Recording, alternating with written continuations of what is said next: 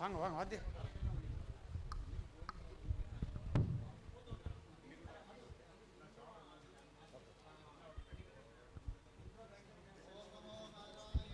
ഉദ്ദീപ്യസ്യ ജാതവേദോ ഭഗ്നന്നർഋതും മമ പശൂകുശ്ച മഹ്യമാവഹ ജീവനം ച ദിശോ ദിശ മാനോഭുഗം സീർജാതവേദോകാമശ്വം പുരുഷം ജഗത് അഭിപ്രദഗ്ന ആഗഹ ശ്രിയാമാ പരിപാദയ.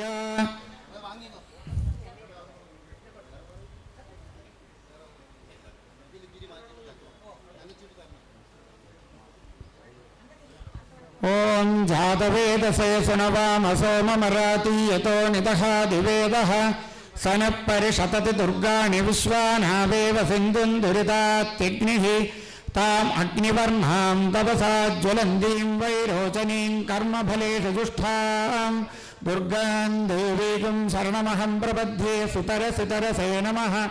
അഗ്നേ ത്വം പാരയാനവ്യോ അസ്മാൻ സ്വസ്തിഭിരതി ദുർഗാണി വിശ്വാ പൂശ്ച പൃഥ്വീ ബഹുലാന ഊർവീ ഭവാതോകായതനയായ സംയോഃ വിശ്വാനിനോ ദുർഗഃ ജാതവേദസ്സിന്ധുന്നനാവാ ദുരിതാതുപശ്രിഃ.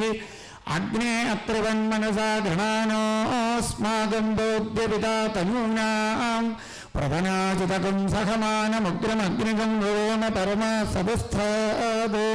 സനഃപരിഷതതി ദുർഗാണി വിശ്വാക്ഷാമദ്ദേവോ അതിദുരിതാത്യഗ്നിഃ. കാത്യായനായ വിദ്മഹേ കന്യകുമാരി ധീമഹി ധന്നോ ദുർഗി പ്രചോദയാത്. സുതോമയാ വരദാ വേദമാതാ പ്രചോദയന്തീ പവനേ ദ്വിജാത. ആയുഃ പൃഥിവ്യാം ദ്രവിണം ബ്രഹ്മതേജം മഹ്യം ദത്വാ പ്രജാതും ബ്രഹ്മലോകം.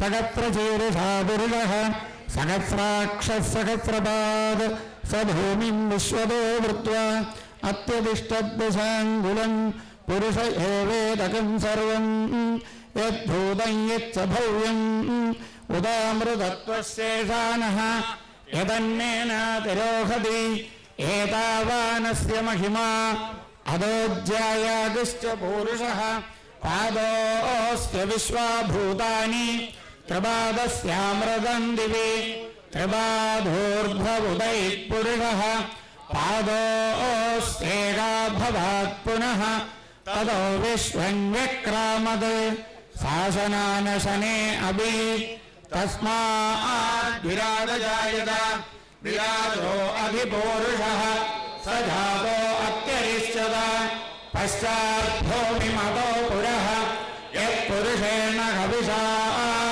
ദേവാ യജ്ഞമതന്വത വസന്തോ അസ്യാസീരാജ്യം ഗ്രീഷ്മ യുഗ്മ ശരദ്ഭവിഃ സപ്താസ്യാസന പരിധയഃ ത്രിസപ്ത സമിധ കൃതാഃ ദേവാ യജ്ഞം ധന്വാനാഃ അബധ്നൻ പുരുഷം പശും തൈയജ്ഞം ബർഹിഷി പ്രോക്ഷൻ പുരുഷൻ ജാതമഗ്രതഃ തേന ദേവാ അയജന്ത സാധ്യാ ഋഷയശ്ച യേ തസ്മാത് യജ്ഞാഃ സർവഹുതഃ സംവൃതം മൃഗധാജ്യം പയോഗസ്താഗശ്ചക്രേ വായവ്യാന് ആരണ്യാൻ ഗ്രാമ്യാശ്ച യേ തസ്മാത് യജ്ഞാഃ സർവഹുതഃ യജസ്സാമാനി ജജ്ഞിരേ ഛന്ദാഗുംസി ജജ്ഞിരേ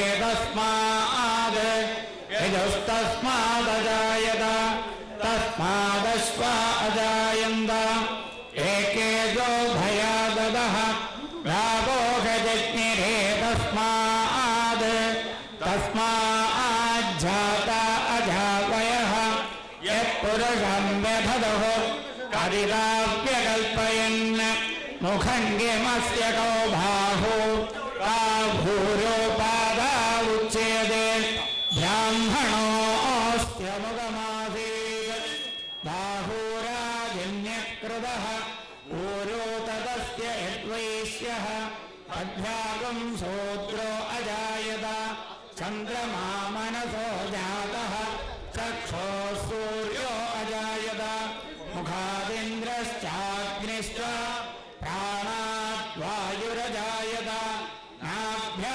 ആസീദന്തരിക്ഷം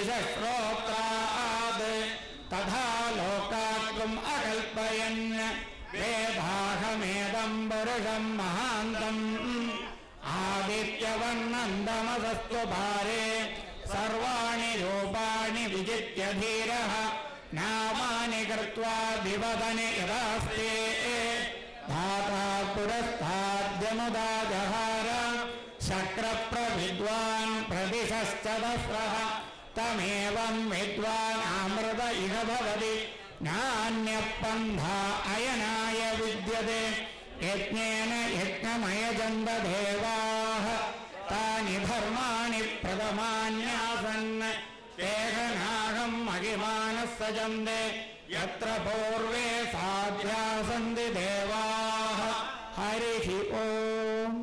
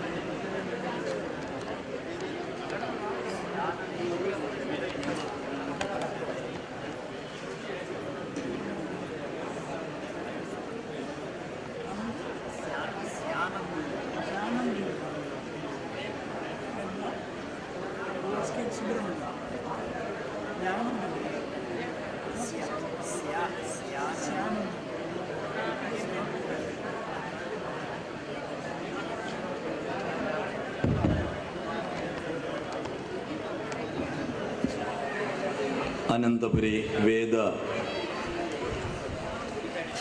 सम्मेलनस्य उद्घाटन सभा इदानीमेव समारभ्यते। साक्षात् पञ्चवादने एव कार्यक्रमस्य समारम्भः भविष्यति। अस्यां सभायां कार्यक्रमस्य समुद्घाटनं करिष्यति समादरणीय राज्यपालः आरिफ मोहम्मद खान महाशयः।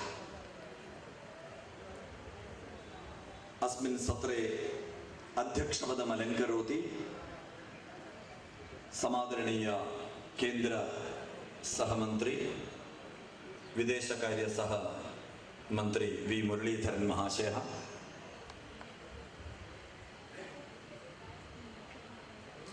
मुख्य प्रभाषणं कर्तुमत्र समागतः अस्ति तिरुपति वेङ्कटेश्वर वैदिक विश्वविद्यालयस्य कुलपतिः प्रोफेसर राणी सदाशिवमूर्ति महाभागः। आशंसा भाषणार्थं ब्रह्मश्री नेडुम्बल्लि तरणनल्लूर सतीशन् नമ്പൂതിരിപ്പാട് महाशयः यः श्रीपद्मनाभ मन्दिरस्य तन्त्रीश्रेष्ठः वर्तते। एवमेव संस्कृत भारत्याः अखिल भारतीय कार्यदर्शी डॉक्टर पी नन्दकुमारः अपि आशंसा भाषणं करिष्यति।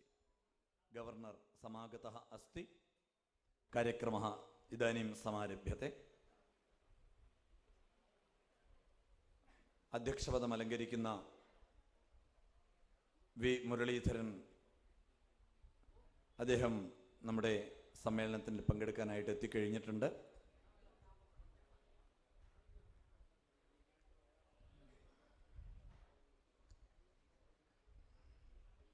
സമാദരണീയനായ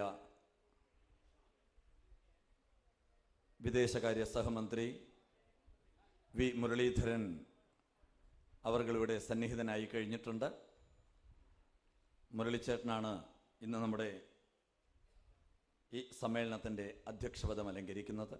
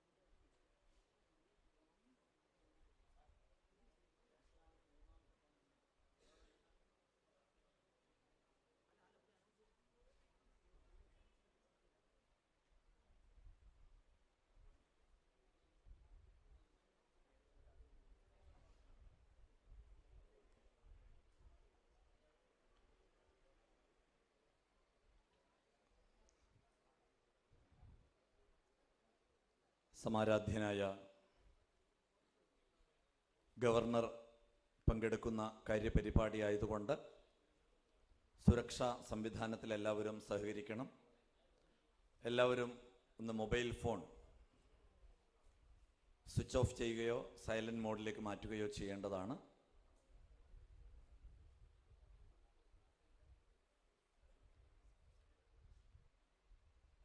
ഇന്നത്തെ ഉദ്ഘാടന സമ്മേളനത്തിൽ അധ്യക്ഷ പദം അലങ്കരിക്കുന്നത് വി മുരളീധരൻ അവർകളാണ്. മുഖ്യപ്രഭാഷണം നടത്തുന്നത് തിരുപ്പതി ശ്രീ വെങ്കടേശ്വര വേദ സർവകലാശാലയുടെ വൈസ് ചാൻസലർ പ്രൊഫസർ ഡോക്ടർ റാണി സദാശിവമൂർത്തി അവർകളാണ്. ആശംസാ ഭാഷണം ബ്രഹ്മശ്രീ തരണനല്ലൂർ സതീശൻ നമ്പൂതിരിപ്പാട് തന്ത്രിവര്യൻ ശ്രീ പത്മനാഭസ്വാമി ക്ഷേത്രം, അതുപോലെ ഡോക്ടർ പി നന്ദകുമാർ അഖില ഭാരതീയ കാര്യദർശി സംസ്കൃത ഭാരതി.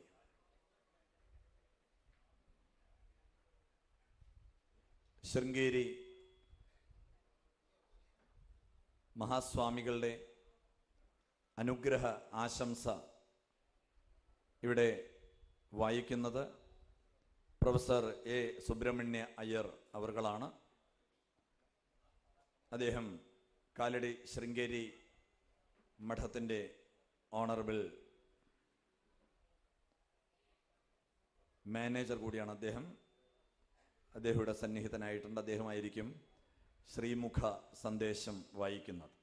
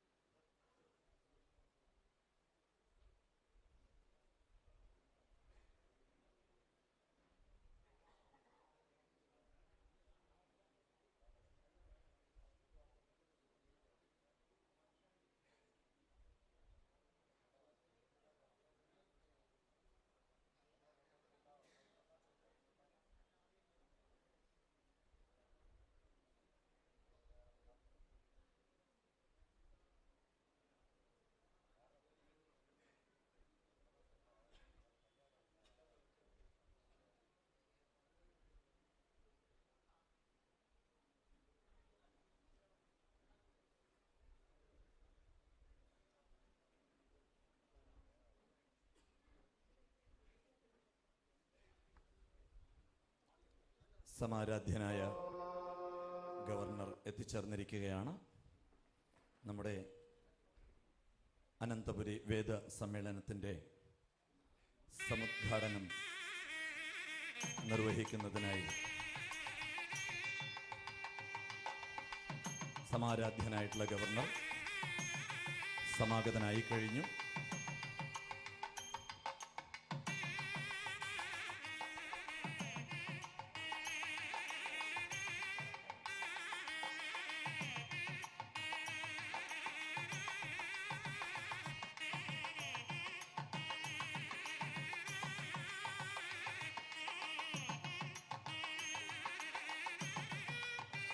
എല്ലാ അതിഥികളെയും വേദിയിലേക്ക് ക്ഷണിക്കുന്നു.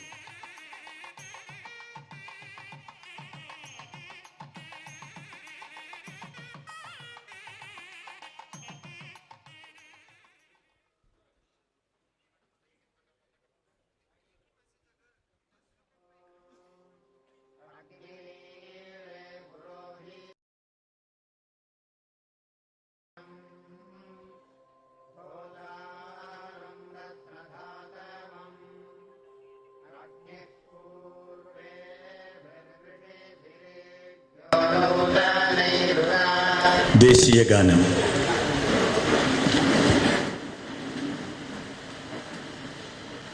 जनगण मन अधिनायक जय हे भारत भाग्य विधाता पंजाब सिंध गुजरात मराठा द्राविड उत्कल गङ्गा विन्ध्य हिमाचल यमुना गङ्गा उच्चल जलधितरङ्गा तव शुभ नामे जागे तव शुभ आशीष मागे गाहे तव जय गाथा जन गण मंगलदायक जय हे भारत भाग्य विधाता जय हे जय हे जय हे जय जय जय जय हे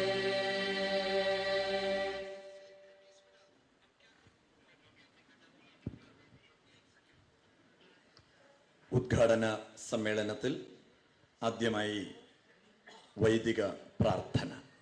എല്ലാവരും അവരവരുടെ സ്ഥാനങ്ങളിൽ തന്നെ ഇരുന്നാൽ മതി, എഴുന്നേൽക്കേണ്ടതില്ല.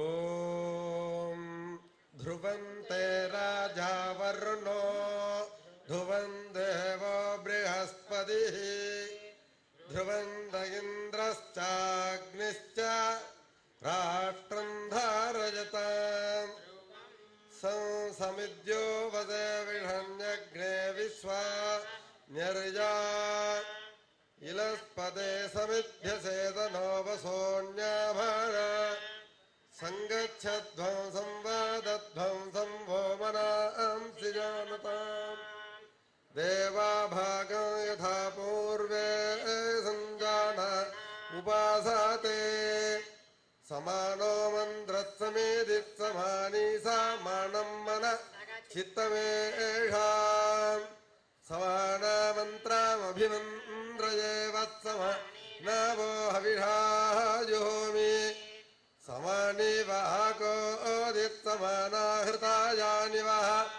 സമാനമസ്ത്വോ മനോഗധാവ സുഷഹാസാതി അപാര കരുണാ സിന്ധും ജ്ഞാനദം ശാന്തരൂപിണം ശ്രീചന്ദ്രശേഖര ഗുരും പ്രണമാമി മുദാൻവഹം. ഓം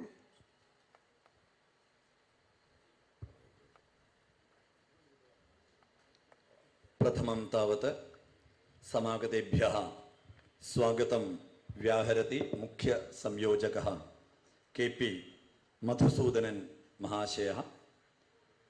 എല്ലാവർക്കും സ്വാഗതം ആശംസിക്കുവാൻ ജനറൽ കൺവീനർ ശ്രീ KP മധുസൂദനെ ക്ഷണിച്ചുകൊള്ളുന്നു.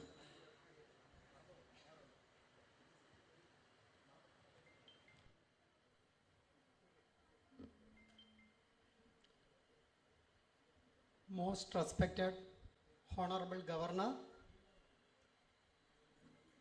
of Kerala, Sri Arif Mohammad Khan, respected Union Minister, Sri V. Muralidharan, respected Vice Chancellor of Tirupati Vedic University, Professor Rani Sadashivamurthy ji,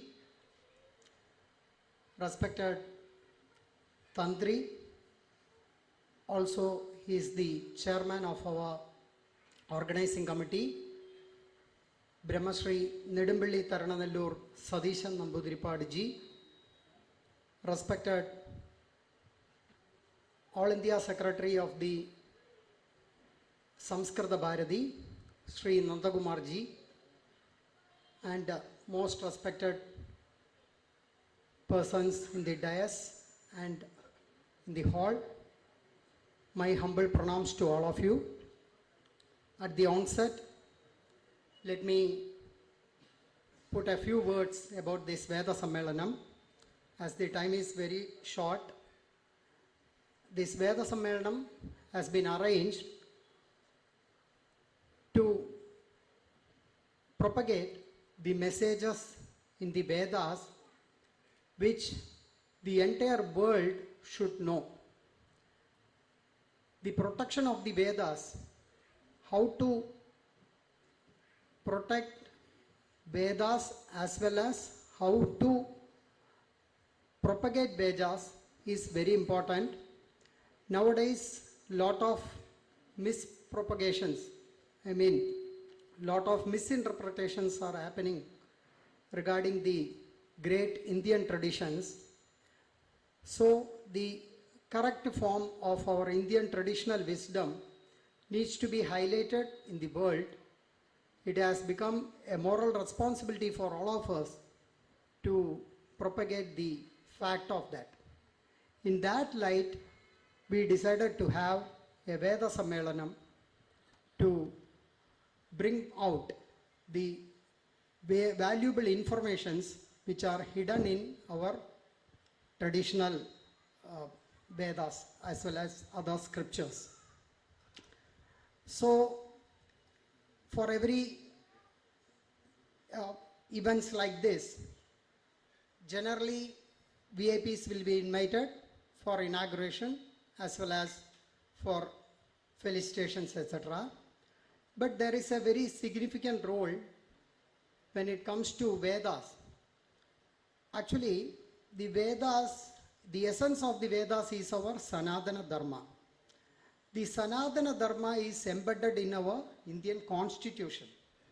Our constitution itself is built on the basis of Veda, that is Dharma, Sanatana Dharma. So the value of Sanatana Dharma, which are embedded in our Indian constitution, and the person entitled to protect our constitutional dharmic value, when it comes to a state, it is the most respected governor. Yeah. So, when we were thinking about who should protect our dharmic values in the Veda, there was no other one for our choice. So, we unanimously decided to welcome our Honorable Governor, Sri Arif Mohammad Khan, to this Veda Sammelanam as chief guest. And at this moment itself, I am not continuing a lot because time is very short for us. Our governor has to leave, I think, to Delhi, if I am right. Yes. So here. Okay, thank you. Okay, sir. Thank you. So in that background, we decided to invite our Honorable Governor, and the situation is that the Vedic principles, as I said earlier, embedded in Vedas, are deep-rooted in all our aspects in India. When it comes to our judiciary, we always say Satyameva Jayade, like that. And Edo Dharmos Tadot Jaya, like that. So all these aspects are embedded in our Indian system, Indian constitution, as well as in our Indian administrative system, which has been taken from our traditional knowledge. That is, basically it is Veda. So when we are having initial discussions about this Vedic Sammelan, we were thinking about various captions. Which caption we can give for this Vedic Sammelan, Veda Sammelanam? There were a lot of suggestions.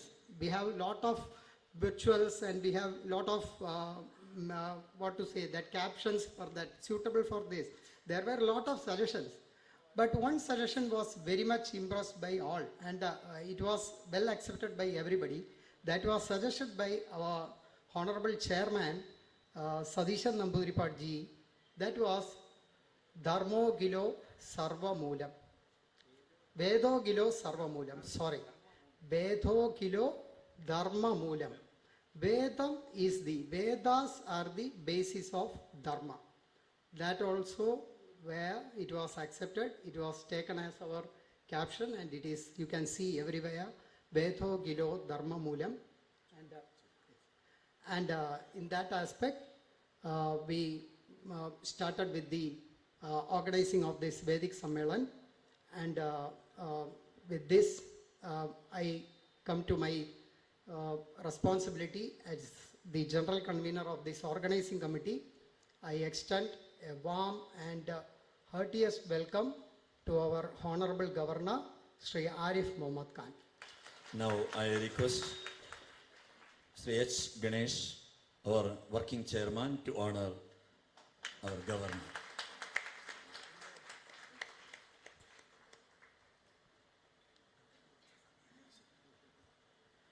Now we extend our warm welcome to our Central Union Minister, Sri V. Muralidharan ji, to this Vedic Sammelan. We extend our warm welcome. Welcome, sir. Now I request Upendran Poti to honor our Muraliyattan.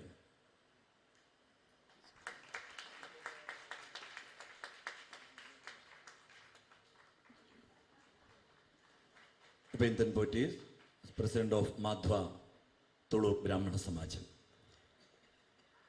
Then in this session, this inaugural session, we got the most apt person for the keynote address, that is Tirupati Vedic University Vice Chancellor, Professor Rani Sadashivamurthy ji. I extend our warm welcome to Rani Sadashivamurthy ji also. Now I request Shambhu Nambudiri, President of Yoga Kshema Sabha, to honor Dr. Rani Sadashivamurthy.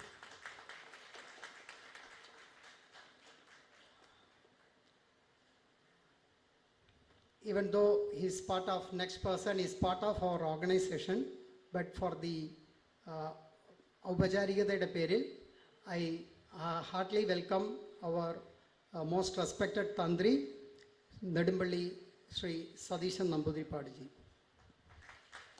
Now I request V.R. Ramakrishna Iyer, our finance convener, to honor Tantri Taranallur Sadishan Namboodiripadu. Is a chairman. Tantri is our chairman of this Veda Sammelanam.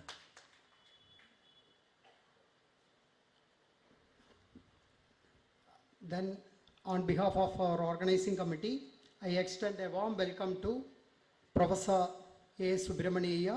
He has been honored with Dharma Shrestha Award by the Brahmana Sabha last year. I extend a warm welcome to Professor A. Subramaniya. Ward Councillor Janaki Ammal will honor Subramania Iyer sir.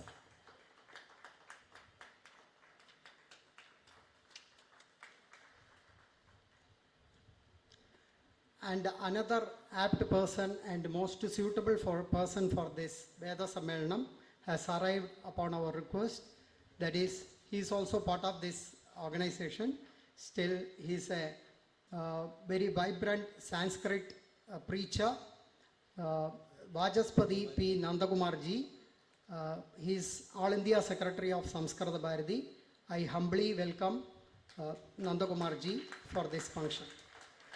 Asmakam Finance Committee Convener Sri Shankara Narayanan is honoring Nandai. Shankara Narayan Mahashaya. I extend warm welcome to all the Vedics, Pandits, as well as the general public who have arrived here.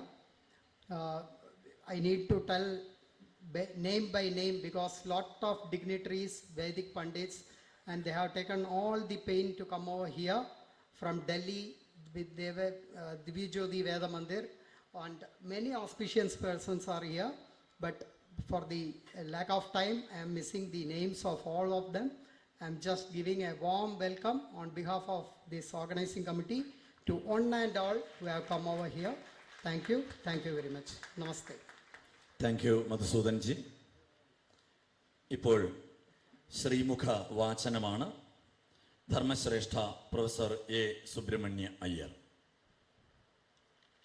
Sringeri മഹാസ്വാമിനാം സന്ദേശം വാചയതി ധർമ്മശ്രേഷ്ഠ Subramanya Iyer Mahabhaga. My pranams to the honorable dignitaries adorning the days. My pranams to the learned Vedic Pandits, Vedic students, and my dear friends adorning the audience. I have been directed by the private secretary of Sringeri Jagadguru Maha Sannidhanam to read out the Srimukha, the benedictory message from Jagadguru Dakshinamnaya Sringeri Sharada Peethadipati Sri Sri Bharati Tirtha Mahaswami. തിരുവനന്തപുര വേദസമ്മേളന നിർവാഹകേഷു സാദരം നിവേദനം. ഭവന്തഃ ശൃംഗഗിരിമാഗത്യ ജഗദ്ഗുരുചരണാനാം ദർശനം വിധായ തേഷാം സന്നിധൗ ഭവന്തഃ ശൃംഗഗിരിമാഗത്യ ജഗദ്ഗുരുചരണാനാം ദർശനം വിധായ തേഷാം സന്നിധൗ ഐഷമഃ ധനുർമാസീയ ശുക്ലചതുർദശീതഃ കൃഷ്ണദ്വിതീയാം യാവത് ഭഗവതഃ ശ്രീമദ് അനന്തപത്മനാഭസ്യ ദിവ്യസാന്നിധ്യപരിപൂതേ അനന്തശയനക്ഷേത്രേ ഭാരതസ്യ നാനാപ്രാന്തീയവേദവിദ്വത്സമാവേശപരിഭൂഷിതം വേദസമ്മേളനം ആയോജ്യത്തെ. തത്ര ച ശ്രീശരണാനാം ആശിഷഃ വിശേഷതഃ അപേക്ഷ്യന്തെ ഇതി ന്യവേദയൻ. തേന ച ദക്ഷിണാംനായ ശൃംഗേരി ശാരദാപീഠാധീശ്വരാः അനന്തശ്രീ വിഭൂഷിതാः ജഗദ്ഗുരു ശ്രീ ശ്രീ ഭാരതീതീർത്ഥമഹാസ്വാമിനः നിതരാം പ്രാമോദന്ത. പരമാത്മനോ മുഖാരവിന്ദാത് നിശ്വാസവന്നിസൃതോ വേദഃ പ്രമാണമൂർധന്യഃ ഇതി അതിരോഹിതം സമേഷാമസ്തി. ആസ്തികാനാം ന ഹ്യതോ ഹി അന്യത് സ്വതന്ത്രം നിർദുഷ്ടം സകലാർത്ഥഗോചരം പ്രമാണം കേനാപി ദർശയിതും ശക്യം. അചിന്ത്യോ ഹി ശ്രുതേർമഹിമാതിശയഃ യത് സ്മൃതി പുരാണ ഇതിഹാസാദീന്യപി ശ്രുത്യാവിരോധേ ഏവ പ്രാമാണ്യം ഭജന്തെ.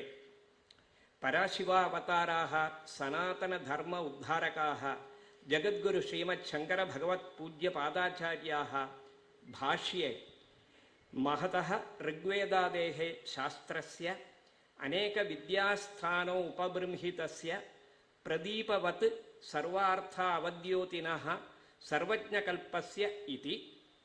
വേദസ്യ ഹി നിരപേക്ഷം സ്വാർത്ഥേ പ്രാമാണ്യം രവേരിവ രൂപവിഷയേ ഇതി ച വേദസ്യ മഹിമാനം ഉദജുഘോഷൻ.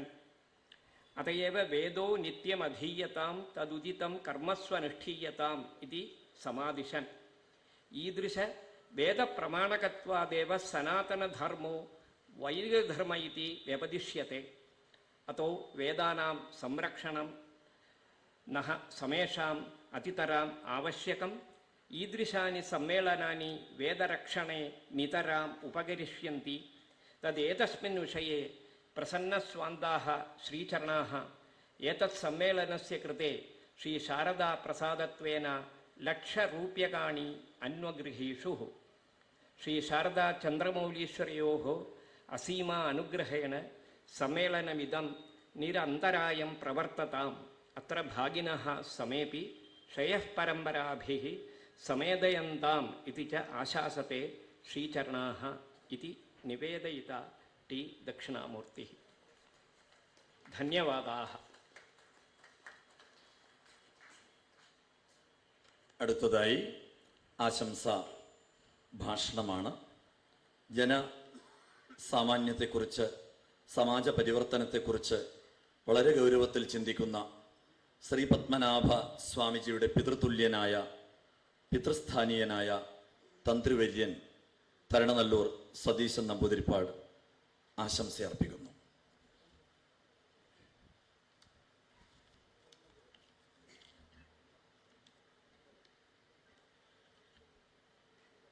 ഭദ്രം കർണേഭിശൃണുയാമദേവാഃ ഭദ്രം പശ്യേമാക്ഷിഭിർയജത്രാം സ്ഥിരൈരംഗൈസ്തുഷ്ടുവാംസസ്തനൂഭിः വ്യശേമ ദേവഹിതം യദായു.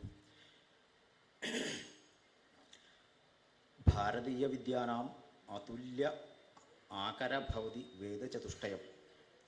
വിശ്വവാങ്മയസ്യ അതിപ്രാചീനോ പ്രപ്രഥമശ്ച ആവിർഭാവ ഭവതി ഋഗ്വേദ ഇതി സർവസമ്മതോ വിഷയ. സത്യസാക്ഷാത്കാരം പ്രാപ്തവന്തः ഋഷയ സ്വാനുഭൂതിപ്രകാശം ഭാഷാസാഹായ്യേന അന്യേഭ്യോ സംപ്രദാതും അനുഷ്ഠിതസ്യ പ്രയത്നസ്യ സാഫല്യമേവ വേദസൂക്താനാം ആവിർഭാവ. വേദമന്ത്രേഷു ദൃശ്യമാനം ആശയഗാംഭീര്യം പ്രതിപാദന വൈചിത്ര്യം കലാമർമ്മജത്വം ച അദ്ഭുതകരം അസൂയാവഹം ച വർത്തത്തെ. वैदिकवाङ्मयं तु भारतीयसंस्कृते आधारशिला वर्तते। प्रायः समेषामपि विज्ञानविभागानां मूलस्रोत वैदिकसाहित्यमेव। गणितं, वास्तुशिल्पशास्त्रं, वैद्यकीयम् इत्यादि प्रायोगिकविज्ञानं तु कृषि, वाणिज्यमित्येवं साङ्केतिकविज्ञानं वा भवतु, भारते यस्मिन् कस्मिन्नपि विषये प्रामाणिकतया गभीराध्ययनम् अनुसन्धानं वा कर्तुमभिलषितां जिज्ञासूनाम् एकाश्रया भवति वेदसाहित्यम्। ऐतिहासिकतया पश्यामश्चेत् ऋग्वेदवाङ्मयं तु प्राचीनभारतीयजनसमुदायस्य इतिहासो वर्तते। वैदिकवाङ्मयस्य परिपालने केरळीयानां योगदानमपि विशिष्टं वर्तते। केरळब्राह्मणानां नम्बूतिरिजनानाम् उच्चारणशुद्धि नितरां प्रसिद्धमेव। न केवलम् उच्चारणे अर्थचिन्तने अपि ते कृतभूरिपरिश्रमा आसन्। अस्मिन् अनन्तपुरी वेदसम्मेलने न केवलं केरळीयानां वेदाध्ययनविषये अपि तु सर्वत्र भारते विशिष्य दक्षिणभारते चतुर्वेदानां प्रयोगः कथम् इति अत्र चर्च्यते। वेदमुद्राणां स्वराणां विषये अत्र चिन्तनं भवति। मन्त्रार्थविचिन्तनमपि अत्र सगौरवं क्रियते। आधुनिककाले वेदविद्यायाः प्रसक्तिः कीदृशी वर्तते इत्यपि वयमत्र सम्मील्य चिन्तयामः। वैदिकवाङ्मयस्य अधीतिबोधाचरणप्रचाराणां संवर्धनाय शाक्तीकरणाय सम्मेलनमिदं नितराम् उपकारकं भवतु। तदर्थं श्रीपद्मनाभस्य अनुग्रहो भवतु इति आशास्य विरमत्ययं जनः। साम्प्रतम् आशंसाभाषणं करोति संस्कृतप्रचारकः, संस्कृतभारत्याः राष्ट्रीय कार्यदर्शी वाचस्पति डॉक्टर पी नंदकुमारः।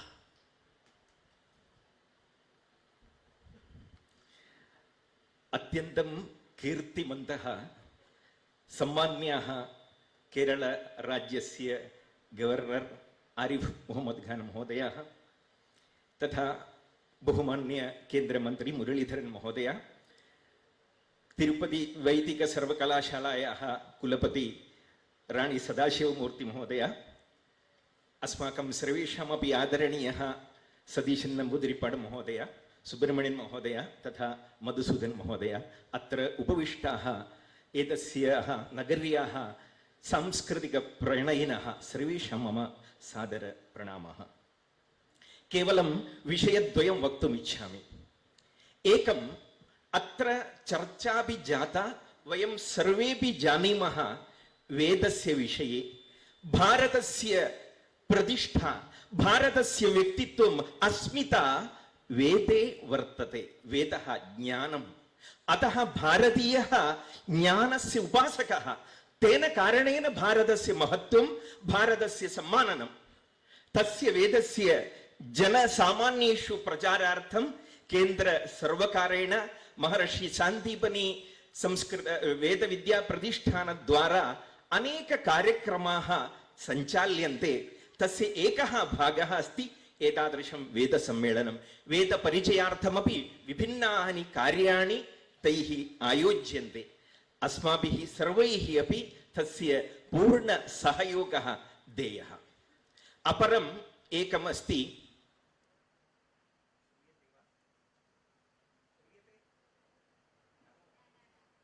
अत्र मैक् स्विच् आफ् अस्ति, तदेव कारणम्। एतदेव अपरं कारणं, वेदः अस्ति सर्वज्ञानस्य भण्डागारः। समाजः अस्ति, भारतीयसमाजः स्वाभिमानिनः ज्ञानिनः, परन्तु वेदस्य तत्त्वं तत् ज्ञानं जनसामान्येषु गन्तुम् एकं माध्यमं यथा मम शब्दस्य सर्वत्र प्रसारयितुम् एतदेकं माध्यमं मीडिया अस्ति तथा वेदस्य समग्र समाजे प्रसारयितुं माध्यमम् अस्ति वेदस्य भाषा संस्कृतम् अतः तदपि वयं सर्वेपि पठामः तस्यापि प्रचारं कुर्मः इत्येतावदेव उक्त्वा विरमामि वदामः संस्कृतं जयतु जयतु भारतम् नमस्ते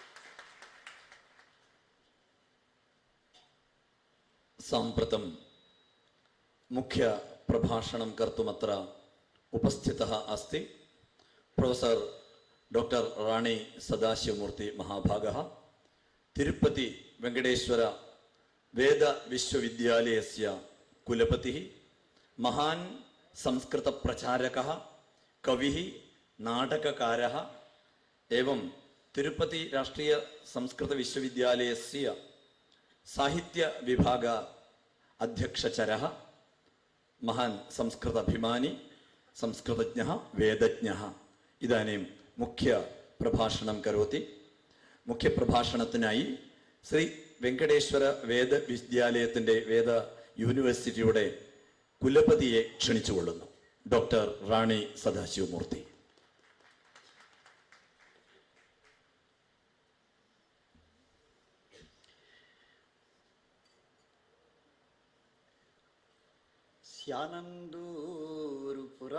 स्यानन्दूरुपुराधिवासनिरतः तिरुवनन्तपुरस्य नामान्तरं स्यानन्दूरु इति कदाचित् मया श्रुतं यदा अहं तत्र कदाचित् आगतवान् दर्शनसमनन्तरमेव मम मनसः समुद्गतः अयं श्लोकः स्यानन्दूरुपुराधिवासनिरतः क्षीराब्धिमध्ये शयः त्रिभ्यो द्वारवरेभ्यः एव भवताद्यस्य प्रियं दर्शनम्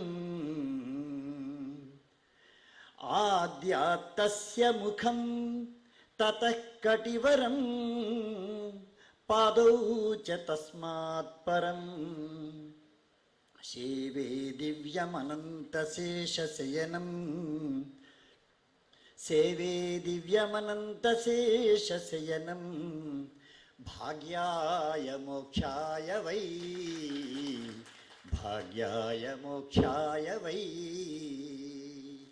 अत्र सभा वर्तते सभायाः अध्यक्षाः तथैव मुख्यातिथयः इत्यादयः सर्वेपि सन्ति सम्मान्याः परन्तु अस्माकं सर्वेषामपि लोकाध्यक्षः कः इति चेत् रङ्गनाथ तत्र स्यानन्दूर अनन्तशयनस्वामी अतः तावत् तेषां कृते प्रथमं मङ्गलश्लोकः तत्र समर्पितः अस्ति अनन्तरम् इदानीं महामहिमशालिनः केरळराज्यस्य राज्यपालः तत्र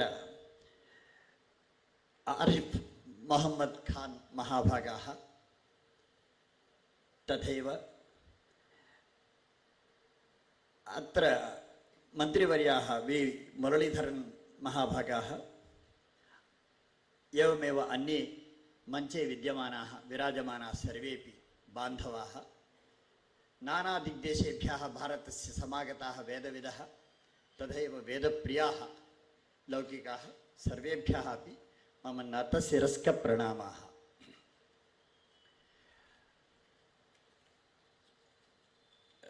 When we want to speak about the Veda, the situation will be different.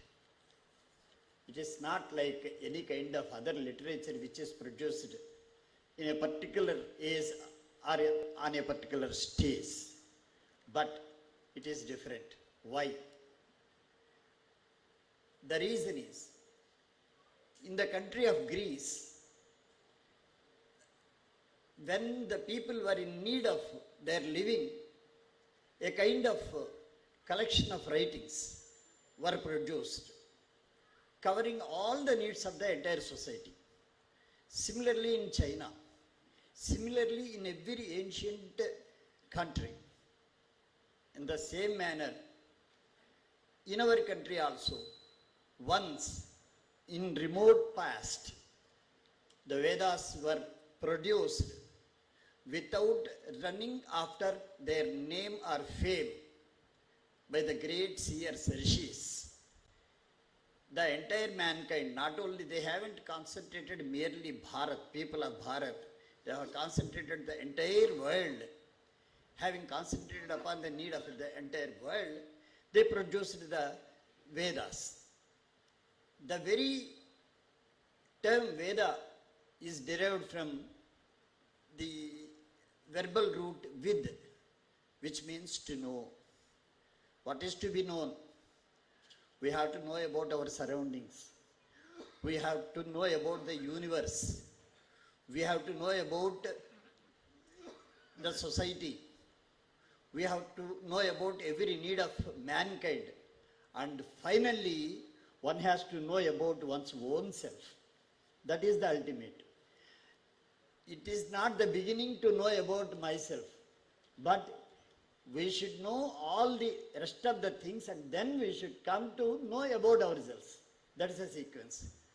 So, first, when this is the process, we must put a question to ourselves.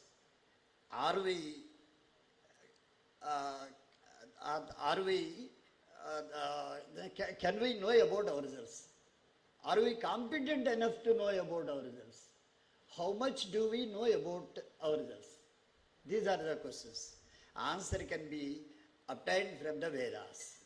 So, that is Eka Vijnanena Sarva Vijnanam. That is what Veda offers. What is Eka Vijnanena Sarva Vijnanam? A person, one who knows everything about one thing, knows everything about every other thing. But a person who doesn't know everything about it, at least one thing, cannot even know everything about that particular thing. So, that is Eka Vijnanena Sarva Vijnanam. So, if you want to know about everything about this, we need to look into the Vedas. So, now today, let us not think about the religious aspects of the Vedas. Definitely they are essential. Religion defined in the Vedas is different. And for the mankind, what can be obtained from the Vedas? A few things we will try to know about, particularly the sound, the Vedic resonance when it is recited. Akashad Vayuh Vayor Agnihi Agnerapah Adhya Prithvi Prithvibhyaha Vashadayaha Vashadibhyaha Annam Annat Purushaha. This is the sequence how we come into the world, how we emerge. When this is the sequence, the first one is Akasha, Shabda Gunakam Akasham. The sound is the offspring of the Akasha. When the Shabda is the very first product of Akasha, that first Shabda is Veda. So, when we recite Vedas, what will happen? Entire atmosphere will be purified. That is why Veda should be recited thoroughly. So, we are speaking of many kinds of pollutions, weather pollution, sound pollution, then earth pollution, similarly different kinds. So, if air is purified, Vayoho Agnihi, the energy in the entire world will be purified. Once the energy is purified, Apaha, Jala Pradushanam, the water pollution can be controlled. When the water pollution is controlled, the other pollution is the earth pollution. So, all this can be controlled with recitation of the Vedas. Particularly, while speaking about different kinds of pollutions, they said, don't try to control the pollutions, external pollutions. First you have to control 3 pollutions. Manapradushanam. So, first you clear your mind. Then, Buddhi Pradushanam. Your intellect should be pure. Your mind should be pure. And finally, the other one is ego, ahankara. Ahankara should be pure. Satvika ahankara. It should not be rajasic or it should not be tamasic. When these 3 pollutions are controlled, automatically the other kinds of pollutions, physical pollutions can be controlled. This was the teaching of Veda. And after that, we know that Veda is. So, we know about the Vedic literature. Actually, in ancient times, in the times of Patanjali, 1131 recensions were there, Vedic recensions. Nowadays, only 11 recensions of the Vedas are available. Still, we are trying to protect all of them. And here, the grand list of literature is Samhitas, Aranyakas, Brahmanas, Upanishads, and Shadangas, Shiksha, Vyakarana, Nirukta, Chandas, Jyotisham, Kalpam, all these are there. Shrauta Sutras are there, Shulva Sutras are there, Pratishakhas are there, Anukramanika literature is there, all these are there. So, similarly, one thing I would like to mention, and there are several things I brought with me, but one thing having mentioned, I will conclude my Kunjika Bhashanam, because Kunjika means key. So, when the inaugural address is unlocked, the entire the conference itself is unlocked. That's why Brahma, the word Brahma is not about the four-headed Brahma. Brahma Vispotane Vyapane. So the dhatu Brahma means Vispotane and Vyapane. Exploded and spread. It is equivalent of Big Bang theory of modern world. So that is why Vedic cosmological theories are there. In 5 stages, it explains about the emergence and evolution of the entire universe. Very systematically, in 250 suktas of the Rig Veda, Yajurveda, Samaveda and Atharva Veda, they have in detail explained about the Vedic cosmological theory. On another occasion, we can deal with all those things. So such things are there. So we have to concentrate upon all these things, particularly the Vedic, with one thing I would like to conclude. The Vedic aspiration is Sarve Bhavantu Sukhinah, Sarve Santu Niramayaha, Sarve Bhadrani Pasyantu, Makaschit Dukkha Bhag Bhavet. It is not only Bharatiya Sukhinah Bhavantu, Bharatiyaha Bhadrani Pasyantu, Bharatiyaha Dukkhani Ma Prapniyuhu. This was not the aspiration of the Vedic seers. Sarve Bhugole Ye Vartante, Te Sarvepi Sukhinah Bhavantu. Iti. So, aspiring for the best of, for the welfare of the entire globe, let us try to revive the Vedic tradition and protect the Vedas, and by protecting Vedas, let us try to protect ourselves. Dhanyavadaha for giving me this wonderful opportunity. I thank the organizers and also the Rajyapala of our Kerala state and all the other dignitaries. Thanking everyone, I remain. Namaskar.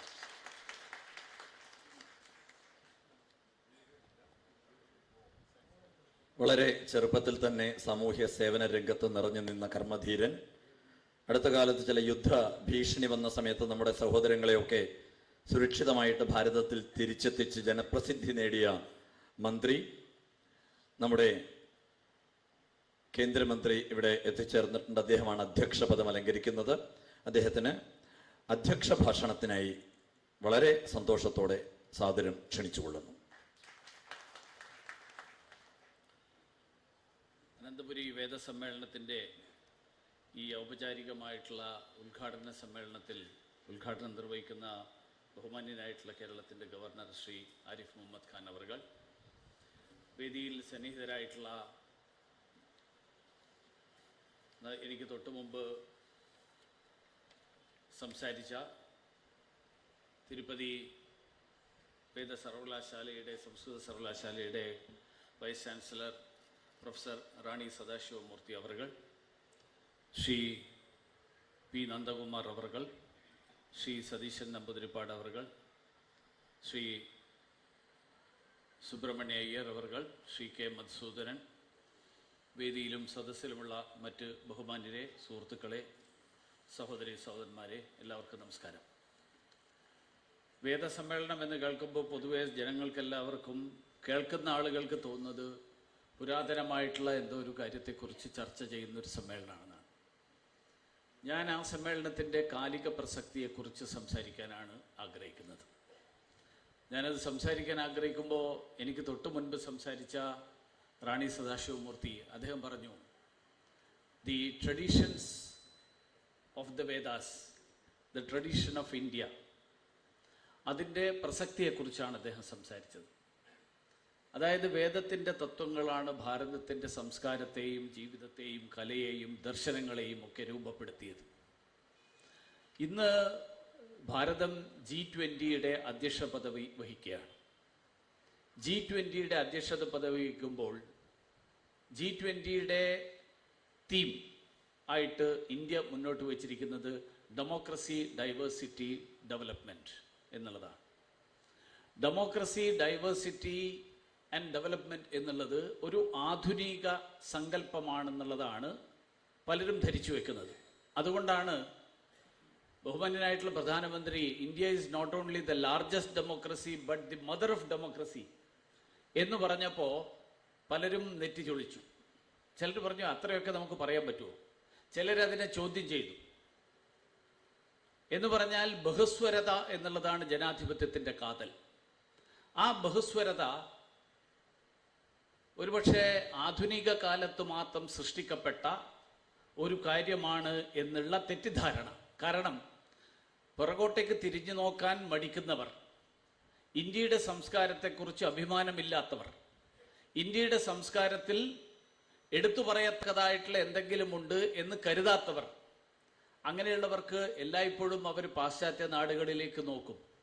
അവർക്ക് അവിടെ നിന്ന് മാത്രമേ അനുകരണീയമായിട്ടുള്ളത് എന്തും കണ്ടെത്താൻ കഴിയുകയുള്ളൂ എന്നുള്ള ചിന്ത. ആ ചിന്തയാണ് ഇന്ത്യ ജനാധിപത്യത്തിൻ്റെ മാതാവാണ് എന്ന് നമ്മൾ പറയുമ്പോൾ അത് വിശ്വസിക്കാൻ ബുദ്ധിമുട്ട് തോന്നുന്നത്. കാരണം വേദം എന്നുള്ളത് ഭാരതീയ സംസ്കാരത്തിൻ്റെയും നമ്മുടെ ജീവിതത്തിൻ്റെയും മാത്രമല്ല, ലോകത്തിലെ തന്നെ ആദ്യകാല സാഹിത്യത്തിൻ്റെ ആധാരമാണ് എന്നുള്ളത് ഞാൻ വെറുതെ ക്ലെയിം ചെയ്യല്ല, അംഗീകരിക്കപ്പെട്ടിട്ടുള്ള കാര്യമാണ്. കാരണം ഇതുപോലെയുള്ളൊരു വിജ്ഞാന ശേഖരം ലോകത്ത് മറ്റെവിടെയെങ്കിലും ഉണ്ടായിട്ടുണ്ടോ എന്നുള്ളത് സംശയമാണ്. കാരണം ഈ പ്രപഞ്ചത്തിൻ്റെ വിവിധ സ്വഭാവ രൂപങ്ങൾ അനുഭവിച്ചറിഞ്ഞ ഋഷിമാർ അത് അവരുടെ ആ അനുഭവങ്ങളെയാണ് വേദത്തിൽ ആവിഷ്കരിച്ചിരിക്കുന്നത്.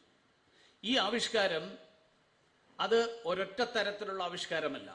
ഋഷിമാർ അവരനുഭവിച്ച കാര്യങ്ങൾ അത് പല രീതിയിൽ അനുഭവിക്കുകയും പല രീതിയിൽ പറയുകയും ചെയ്തിട്ടുണ്ട്. അതിനെയാണ് ഭാരതീയ സങ്കല്പത്തിൽ ബഹുസ്വരത എന്ന് പറയുന്നത്. ഏതെങ്കിലും ഒരാൾ പറഞ്ഞത് മാത്രമല്ല ശരി, മറ്റുള്ളവർ പറയുന്നതും ശരിയാണ് എന്നും ആ ശരിയുടെ സ്വഭാവം എന്തെന്ന് ഒരാൾക്ക് മാത്രമല്ല എല്ലാവർക്കും അന്വേഷിച്ചറിയാൻ അവകാശമുണ്ട് എന്നുള്ള സങ്കല്പം, ആ സങ്കല്പത്തെയാണ് നമ്മൾ ബഹുസ്വരത എന്ന് നമ്മൾ സൂചിപ്പിക്കുന്നത്.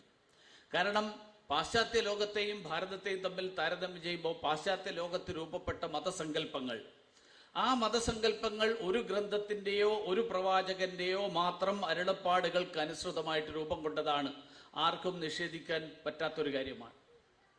നമ്മുടെ നാട്ടിൽ ഋഷിമാര് അവരുടെ അനുഭവിച്ച ആ കാര്യങ്ങളെ സമാഹരിച്ചു വെച്ചുകൊണ്ട് സത്യത്തെക്കുറിച്ചുള്ള അനുഭവങ്ങൾ അതിനെ പലതായി അറിയുകയും ആവിഷ്കരിക്കുകയും ഒക്കെ ചെയ്യുന്ന രീതി, ആ രീതിയാണ് ഭാരതത്തിലുണ്ടായിരുന്നത്. അങ്ങനെ വൈവിധ്യമാർന്ന ആശയങ്ങളും ജീവിത രീതികളും എല്ലാം ഒരുമിച്ച് നിൽക്കുന്ന അവസ്ഥ, ആ അവസ്ഥക്കാണ് ഡൈവേഴ്സിറ്റി എന്ന് പറയുന്നത്, ആ അവസ്ഥക്കാണ് ഡെമോക്രസി എന്ന് പറയുന്നത്, ആ അവസ്ഥക്കാണ് ജനാധിപത്യം എന്ന് പറയുന്നത്. അപ്പൊ അങ്ങനെ വരുമ്പോൾ പാശ്ചാത്യ ലോകത്ത് വിഭാവനം ചെയ്യുന്ന രീതിയിൽ മനുഷ്യരുടെ മാത്രം സർവാധിപത്യം, പാശ്ചാത്യ ലോകം മനുഷ്യരുടെ മാത്രം ആധിപത്യമായി കണ്ടിട്ടുള്ളൂ. അപ്പൊ അതിനെ മനുഷ്യരുടെ മാത്രം സർവാധിപത്യമല്ല ഭാരതീയ പാരമ്പര്യം. ഭാരതത്തിന്റെ ജനാധിപത്യ പാരമ്പര്യം അർത്ഥമാക്കുന്നത് മണ്ണിനും വിണ്ണിനുമുള്ള അവകാശങ്ങൾ അടക്കം അംഗീകരിച്ചുകൊണ്ടുള്ള ജനാധിപത്യം, ആ ജനാധിപത്യമാണ്. ഇന്നിപ്പോ ആധുനിക കാലത്തെ മാത്രം ചർച്ചയായിട്ട് നമ്മളെല്ലാവരും കരുതുന്ന എക്കോളജിക്കൽ ബാലൻസ്. ഈ എക്കോളജിക്കൽ ബാലൻസ്, എൻവയോൺമെന്റൽ പ്രൊട്ടക്ഷൻ എന്നൊക്കെ പറയുന്നത്, അതിൽ ഒരു മരത്തിന്റെ അവകാശം, ആ മരത്തിന്റെ അവകാശം സംരക്ഷിക്കപ്പെട്ടിട്ടുള്ള പ്രതിപാദിക്കപ്പെട്ടിട്ടുള്ള സാഹിത്യമാണ് വേദം. കാരണം മണ്ണിന് അവകാശങ്ങളുണ്ട്, കാറ്റിന് അവകാശങ്ങളുണ്ട്, വെള്ളത്തിന് അവകാശങ്ങളുണ്ട്, ആകാശത്തിന് അവകാശങ്ങളുണ്ട്, സസ്യജന്തു ജീവജാലങ്ങൾക്കെല്ലാം അവകാശങ്ങളുണ്ട്. അല്ലാതെ മനുഷ്യന് മാത്രമുള്ള അവകാശത്തിന്റെ അടിസ്ഥാനത്തിൽ രൂപം കൊണ്ട ഒരു സംസ്കാരമല്ല നമ്മുടെ വേദ സംസ്കാരം. അതാണ് ഏറ്റവും ഉദാത്തമായ ജനാധിപത്യ സംസ്കാരം, ഉദാത്തമായിട്ടുള്ള ജനാധിപത്യ പാരമ്പര്യം. ഇവർക്കെല്ലാം അവകാശങ്ങളുണ്ട്. ആ അവകാശങ്ങൾ സംരക്ഷിക്കപ്പെട്ടുകൊണ്ട് ജീവിക്കുന്നതിനെയാണ് ബഹുസ്വരത എന്ന് പറയുന്ന ഭാരതീയ ജനാധിപത്യ സംവിധാനം അർത്ഥമാക്കുന്നത്. ഇത് മറ്റ് ജനാധിപത്യ സങ്കല്പങ്ങൾ, പാശ്ചാത്യ ജനാധിപത്യ സങ്കല്പങ്ങളെ കുറിച്ച് മാത്രം പഠിച്ചിട്ടുള്ളവർക്ക്, ഈ ജനാധിപത്യ സങ്കല്പങ്ങളെ കുറിച്ച് മനസ്സിലാക്കാൻ കഴിയാത്തവർക്ക് ഭാരതം ജനാധിപത്യത്തിന്റെ മാതാവാണ്, മദർ ഓഫ് ഡെമോക്രസി എന്ന് പറയുമ്പോൾ നെറ്റിച്ചുളിക്കുന്നത് അതുകൊണ്ടാണ്. പാശ്ചാത്യ ലോകത്ത് ഈ നൂറ്റാണ്ടിലാണ് പരിസ്ഥിതി സംരക്ഷണത്തെക്കുറിച്ചുള്ള ചർച്ചകൾ ഉണ്ടായത്. അതിനു മുമ്പ് ആരും ചർച്ച ചെയ്തിട്ടില്ല. പക്ഷെ നമ്മുടെ നാട്ടിൽ വനങ്ങളുടെ സംരക്ഷണം രാജാവിന്റെ പ്രാഥമിക കടമയാണെന്ന് ലോകത്തോട് പ്രഖ്യാപിക്കുന്ന സാഹിത്യമാണ് വേദം. കാരണം നടന്നുപോയി പ്രതിക്രിയ, മരങ്ങൾക്ക് ചലനശേഷിയില്ല, അതുകൊണ്ട് നടന്നുപോയി പ്രതികരിക്കാൻ സാധിക്കാത്ത വസ്തുക്കൾ, അങ്ങനെയുള്ളവരെ ഒരു കോടാലിയുമായി ചെന്നിട്ട് മരത്തെ വെട്ടിമുറിച്ചാൽ ആ മരത്തിന് തിരിച്ചു വെട്ടാൻ അല്ലെങ്കിൽ അതിനെ തടുക്കാനുള്ള കഴിവ് മരത്തിനില്ല. അതുകൊണ്ട് അതിനെ സംരക്ഷിക്കാൻ, തടുക്കാൻ കഴിവില്ലാത്തവരെ സംരക്ഷിക്കാൻ എന്ന് പറഞ്ഞാൽ അശരണരെ, അണ്ടർ പ്രിവിലേജ്ഡ്, പാർശ്വവൽക്കരിക്കപ്പെട്ടവർ, ആ പാർശ്വവൽക്കപ്പെട്ടവരെ സംരക്ഷിക്കാനുള്ള ഉത്തരവാദിത്വം ഭരിക്കുന്ന സർക്കാരിനാണെന്ന് ജനാധിപത്യ യുഗത്തിലെ ആധുനിക കാലഘട്ടത്തിലല്ല വേദങ്ങളിൽ പറഞ്ഞിട്ടുള്ള കാര്യമാണ്. അത് രാജാവിന്റെ കടമയാണെന്ന് പറയുകയാണ്. അപ്പൊ അതുകൊണ്ട് മണ്ണിന്റെയും മരത്തിന്റെയും അവകാശം സംരക്ഷിക്കപ്പെടണം എന്നൊരു സങ്കല്പം രൂപപ്പെടുത്തിയെടുത്തൊരു ജനാധിപത്യ രീതി, അത് വികസിച്ചത് വേദത്തിലാണ് എന്ന് പറയുമ്പോൾ ഈ വേദത്തെ എത്രമാത്രം ഉൾക്കൊള്ളാൻ നമുക്ക് സാധിച്ചു എന്നുള്ളതാണ് ചോദ്യം. കാരണം പരിസ്ഥിതി സന്തുലനം കൂടി ഉണ്ടെങ്കിൽ മാത്രമേ ജനാധിപത്യം സാർത്ഥകമാവുള്ളൂ എന്ന് ഇപ്പോ ഐക്യരാഷ്ട്രസഭ പറയുന്നു ഈ കാലഘട്ടത്തിൽ. പക്ഷെ എത്രയോ നൂറ്റാണ്ടുകൾക്ക് മുമ്പ് നമ്മൾ ഓരോ തരി മണ്ണിന്റെയും ഓരോ മരത്തിന്റെയും അവകാശത്തെക്കുറിച്ച് നമ്മുടെ വേദങ്ങളിൽ പരാമർശിക്കുന്നു.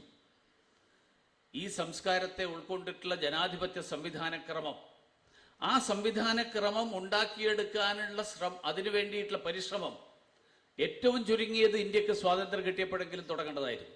പക്ഷെ ദൗർഭാഗ്യവശാൽ നമുക്ക് സ്വാതന്ത്ര്യം കിട്ടിയപ്പോൾ നമ്മൾ അന്വേഷിച്ചത് പോയത് പാശ്ചാത്യ മാതൃകകളാണ്.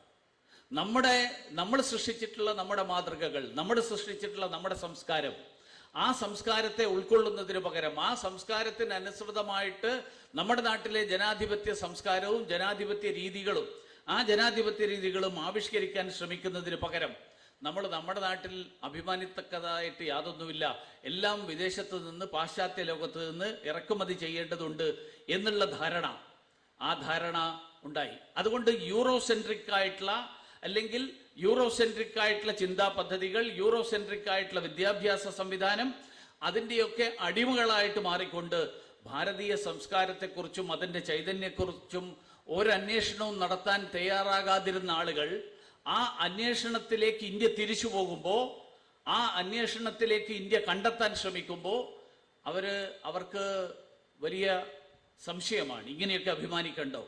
ഇന്നും ജനാധിപത്യത്തെക്കുറിച്ച് പറയുമ്പോൾ നമ്മൾ ഗ്രീസിലേക്ക് പോകുന്നു, യൂറോപ്പിലേക്ക് പോകുന്നു. പക്ഷേ നമ്മുടെ വേദ പാരമ്പര്യത്തിൽ ആവിഷ്കരിക്കപ്പെട്ടിട്ടുള്ള ജനാധിപത്യത്തെക്കുറിച്ച് പറയാൻ മടി കാണിക്കുന്നവർ വാസ്തവത്തിൽ ഒന്നുകിൽ അവർ പൊട്ടക്കിണറ്റിൽ കിടക്കുന്ന തവളകളാണ്. കാരണം അവർ കണ്ടിട്ടുള്ളത് മാത്രമേ ലോകമുള്ളൂ എന്ന് ധരിക്കുന്നവർ. അവർ ഈ ജനാധിപത്യ പാരമ്പര്യത്തെക്കുറിച്ച് പഠിക്കാൻ ഈ വേദസമ്മേളനം ഇവിടെ നടക്കുമ്പോൾ ഈ വേദസമ്മേളനത്തിന്റെ കാലിക പ്രസക്തിയെക്കുറിച്ച് കൂടി ചിന്തിക്കാൻ അങ്ങനെയുള്ള ആളുകൾക്ക് പ്രേരണയാകട്ടെ ഈ സമ്മേളനം എന്ന് ആശംസിച്ചുകൊണ്ട് ഞാൻ എൻ്റെ വാക്കുകൾ അവസാനിപ്പിക്കുന്നു. എല്ലാവർക്കും നമസ്കാരം.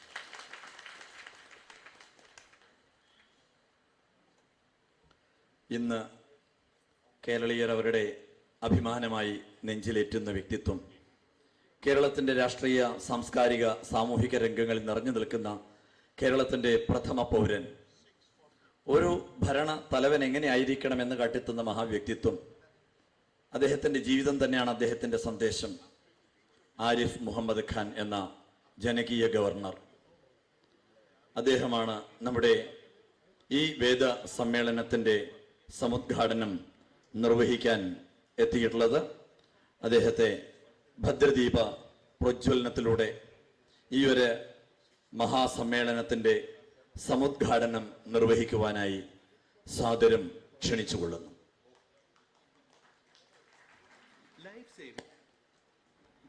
ദീപപ്രജ്വലനേന അസ്യ വേദസമ്മേളനസ്യ സമുദ്ഘാടനം കരോതി സമ്മാനീയ സമാദരണീയ Rajyapala Arif Muhammad Khan മഹാശയ.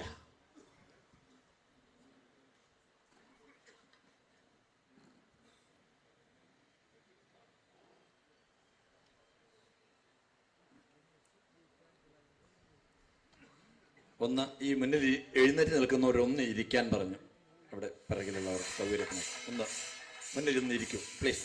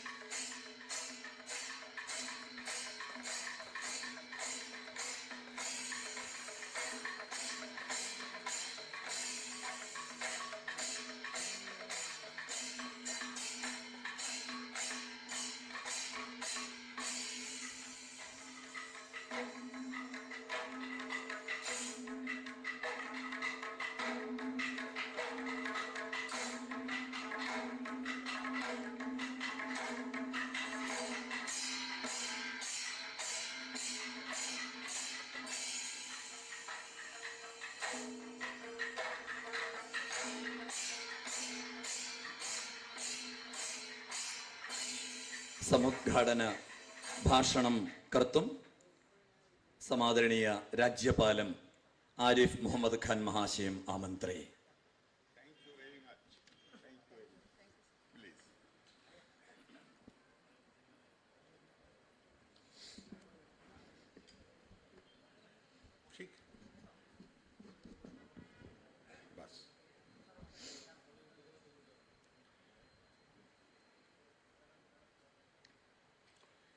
Shri V. Muralidharan ji, Honorable Minister of State for External Affairs, Government of India, Bram Shri Nedumbil Tarananellur Satishan, Chairman Organizing Committee, Ananthapuri Veda Sammelanam, Professor Rani Sadashiva Murthy, Vice Chancellor, Shri Venkateshwara Vedic University, Shri Vachaspati P. Nandakumar, All India Secretary, Sanskrita Bharati, Professor Virupaksha V.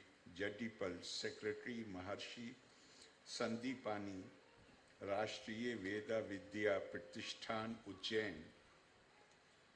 Professor A. Subramaniam Iyer, Shri K. Madhusudan, General Convener, AVS Organizing Committee, Shri H. Ganesh, Working Chairman, AVS Organizing Committee, Piriyapeta Sahodri Sahodradmare, Ellavarkum Sadar Namaskaram.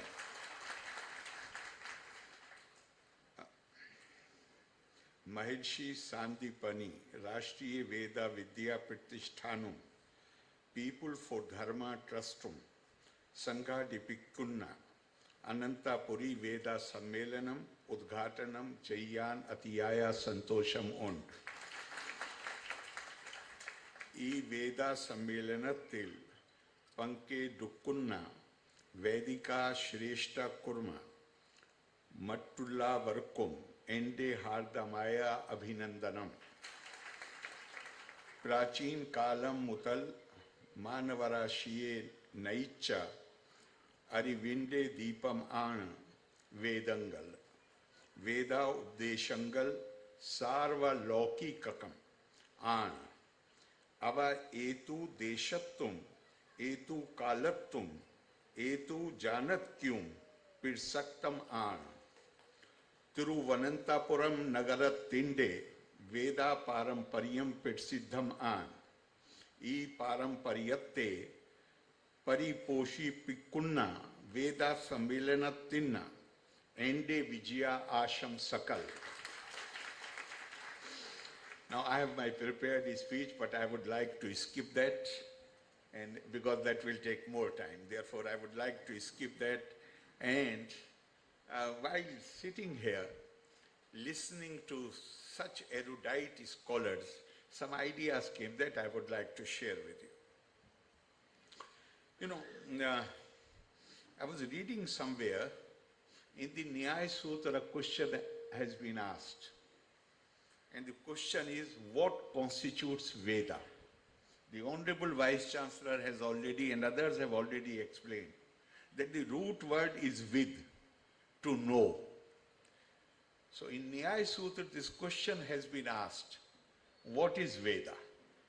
And the answer given is, Veda is Apta Vachan. Then a question is raised, what is Apta? Who are the Apta?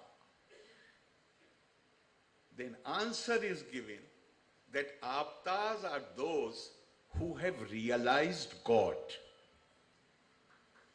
Now this, whatever is there, the Vachans are of those who have realized God. What Gita describes as Brahma Samsparsha. So those who have touched Brahma, it is not enough. The culture and civilization which Vedas have inspired, it is not, in that culture, it is not enough to say, I believe in God. Rather, what is required is, I have seen God. I have touched God. I have experienced God. I have gone through that anubhav. And that is why the whole thing is, I can't explain better than what has already been stated. That the whole exercise is to know that one. Atmanam Viddhi. Why Atma? Why to know the Atma? Because Paramatma is nothing but total combination, total aggregation of all those Atmas. This is how it has been. I mean, we have so many books that they created confusion. Normally the religions are one book religions. India has so many books that they created confusion even in the mind of the Dharmaraj Yudhishthira. And he asked this question to Bhishma Pitame, which one to follow? Dharmasya vidhaya neko yova prokta mahirshi bhi swam swam ashrite vijnanam tamas damas tesham parayanam. But ultimately it has been found that every time you open the book, every time, even a student like me, I'm not in a position where I am studying Veda, but I definitely study some of the shlokas which have caught my fascination. Even those shlokas, Gatve, Nirmohatvam, Nischal Tatve, Jivan Mukti. To be in the company. Who are the saints? Our idea of saint, Indian idea of saint is scholars. Those who go through the process of tapa swadhyaya niritam, ever devoted to the pursuit of knowledge. Why knowledge? Because we believe.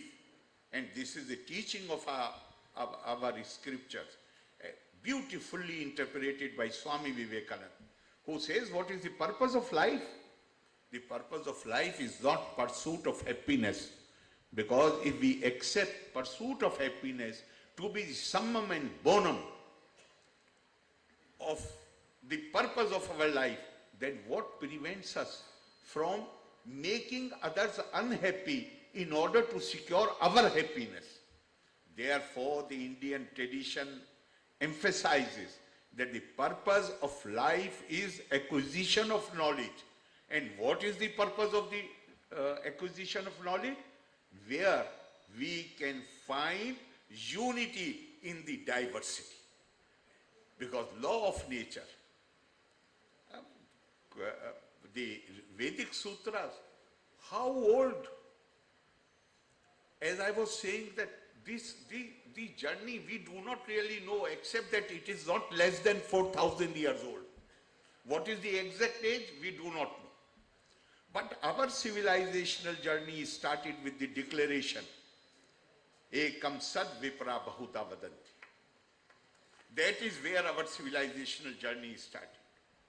Our civilizational journey started with the declaration that Janam Vibhrati Bahuda Vivachasam Nana Dharmanam Prithvi Yathokasam. We have our saints, those aptas, they recognized, they accepted that this universe is so diverse. Diversity is the law of nature.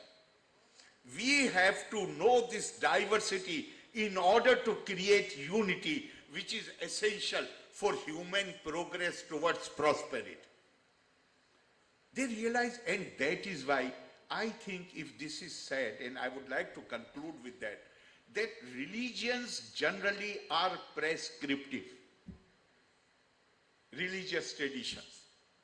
But Indian religious tradition is reflective. It exhorts you, it invites you to reflect, to meditate, to think about everything in the universe and find the essential underlying unity behind all this diversity. See the one in many and many in one. That is the essential teachings which is reflected in these two lines which come from one of the Vedas, I don't remember from which. Iyam visirishtiriyat abhu yadiva dadhe yadivana yo asya adhyaksha paramo vyomantase angved yadivana ved. Even about the creation of the universe, it has been said that you will have to apply your mind to understand how this universe has come into existence and who is overseeing the running of this universe. Just nobody has ever, in fact, there is suddenly it has come to my mind that when Lord Buddha was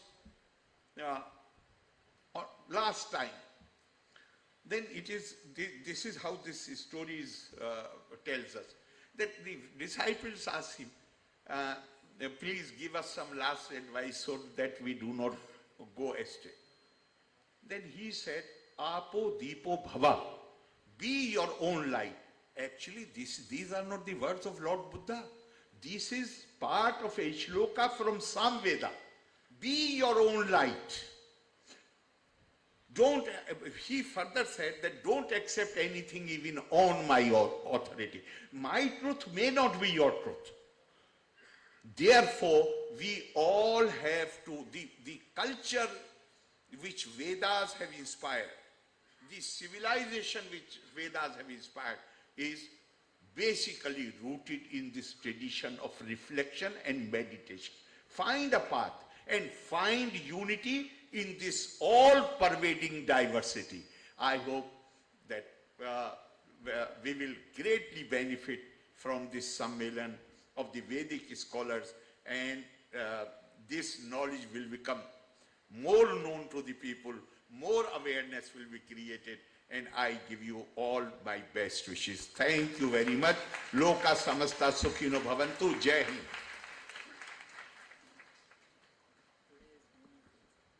Now I request Govindan Nambudiri of our organizing committee, representative of Yogakshema Sabha, to present our memento, Ananthapuri Veda Sammelanam memento to Honorable Governor, Sri Arif Muhammad Khan.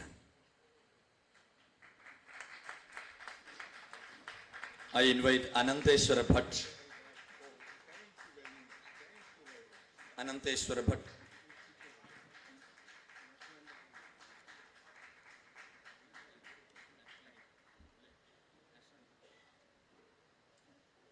Anantheshwara Bhatt to our Honorable Minister Muralidharan sir.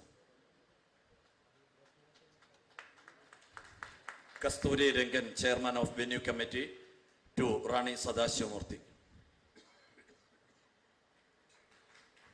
Malayala Brahmana Samajam Narayanan Namboothiri, to തന്ത്രി Tharananallur Satheesan Namboodiripad.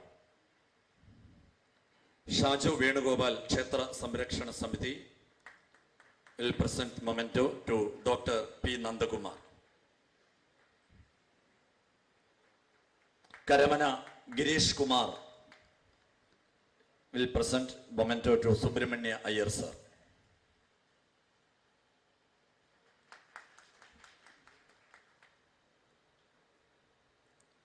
Vote of thanks by Sri S. Ganesh, or working chairman.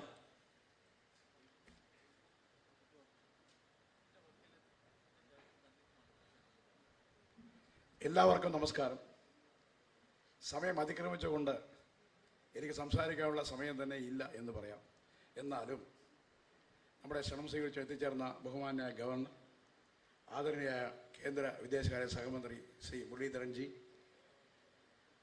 Shri professor doctor റാണി സദാശിവമൂർത്തി അവർ, ശ്രീ നന്ദകുമാർജി, സുബ്രഹ്മണ്യയ്യർ, തന്ത്രി ശ്രേഷ്ഠൻ നമ്മുടെ ചെയർമാനുമായ ശ്രീ സതീഷ് നമ്പൂതിരിപ്പാട്, മറ്റാഗതരായിട്ടുള്ള സർവ ഗുരുജനങ്ങൾക്കും സഹോദരി സഹോദരന്മാർക്കും ഒറ്റ വാക്കിൽ ഈ സമ്മേളനത്തിന് വേണ്ടി പ്രവർത്തിച്ച എല്ലാ പ്രവർത്തകർക്കും കൂടി നന്ദി പറഞ്ഞുകൊണ്ട് ഞാൻ എൻ്റെ നന്ദി ഭാഷണം ചുരുക്കുന്നു. എല്ലാവർക്കും നന്ദി നന്ദി നന്ദി. National anthem.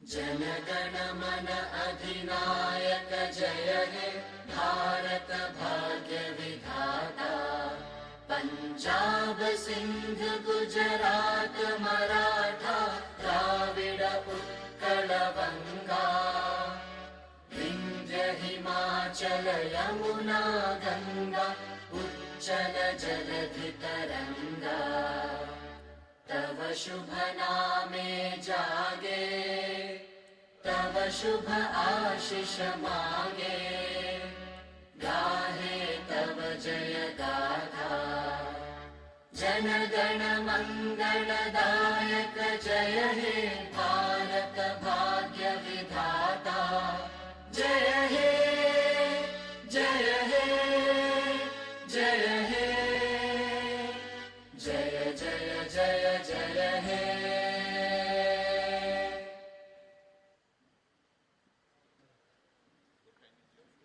എല്ലാവരും അവരവരുടെ സ്ഥാനത്ത് തന്നെ നിൽക്കുക, അവിടെ തന്നെ നിൽക്കുക.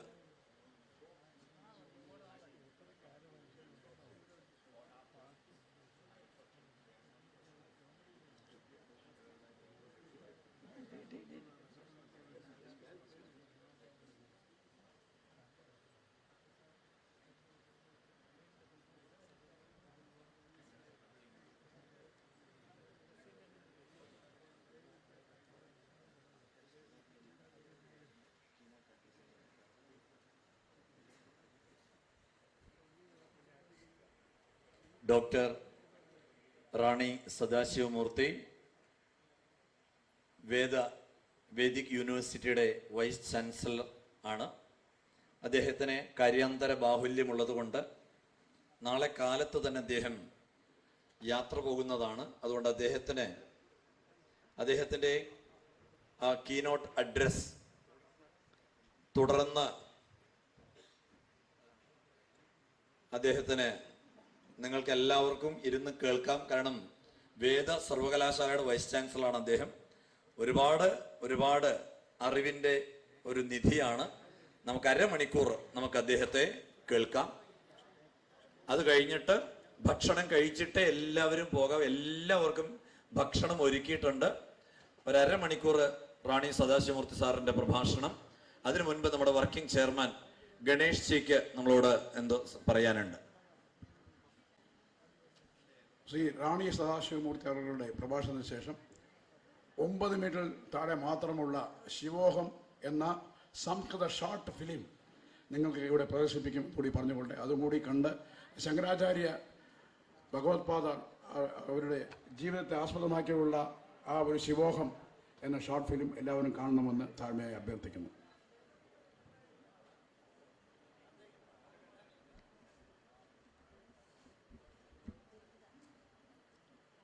इदानीं कुञ्चिका भाषणम् अनुवर्तते. डॉक्टर राणी सदाशिवमूर्ति महाभागः तस्य मुख्यप्रभाषणम् इदानीम् अनुवर्तते. നേരത്തെ മുഖ്യപ്രഭാഷണം തുടങ്ങി വെച്ച അദ്ദേഹം അതൊരര മണിക്കൂർ നമുക്ക് വേണ്ടി ഞാൻ പ്രത്യേകം അദ്ദേഹത്തോട് അഭ്യർത്ഥിച്ചു. കാരണം നാളെ കാലത്ത് അദ്ദേഹത്തിന് ഫ്ലൈറ്റിൽ പോകേണ്ടതാണ്. അപ്പോൾ നാളെയോ മറ്റന്നാളോ ഒന്നും നമുക്ക് അദ്ദേഹത്തെ കിട്ടില്ല. അതുകൊണ്ടാണ് അദ്ദേഹത്തെ ഒരര മണിക്കൂർ അദ്ദേഹം ആ ഒരു മുഖ്യപ്രഭാഷണം നമുക്ക് വേണ്ടി നിർവഹിക്കുന്നുണ്ടാവും.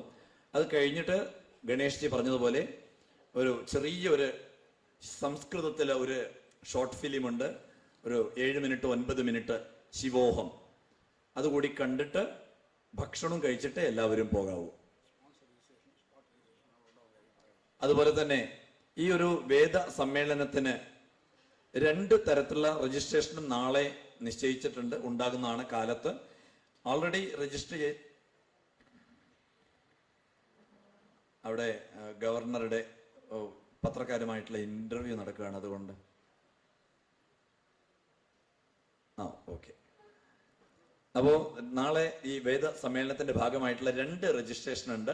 ഒന്ന് സ്പോട്ട് രജിസ്ട്രേഷൻ, 300 രൂപ അടച്ച് നിങ്ങൾക്ക് സ്പോട്ട് രജിസ്റ്റർ ചെയ്യാം. എന്നിട്ട് ഈ 3 ദിവസവും നമ്മുടെ സമ്മേളനത്തിൽ പങ്കെടുക്കാം. അതിന് നമുക്കൊരു ഫയലും പിന്നെ നോട്ട് പാഡ് അങ്ങനെയുള്ള കാര്യങ്ങളൊക്കെ തരുന്നുണ്ടാവും. സ്പോൺസേഡ് പിന്നെ ഡെലിഗേറ്റ്സ് എന്ന് പറഞ്ഞിട്ട് 1500 രൂപ അടച്ച് നിങ്ങൾക്ക് രജിസ്റ്റർ ചെയ്യാവുന്നതാണ്. ഒട്ടനവധി പേരിപ്പോൾ സ്പോൺസേഡ് രജിസ്ട്രേഷൻ നടത്തി കഴിഞ്ഞിട്ടുണ്ട്.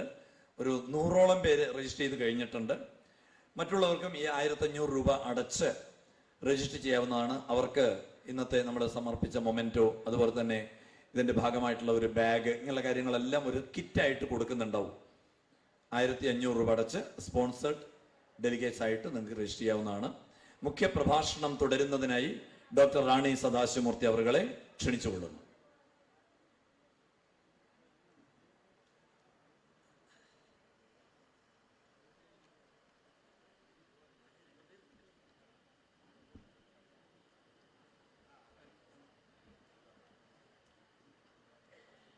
अन्तरायतिमिरोपशान्तये शान्तपावनमचिन्त्य वैभवं तं नरं वपुषि कुञ्जरं मुखे मन्महे किमपि तुन्दिलं महः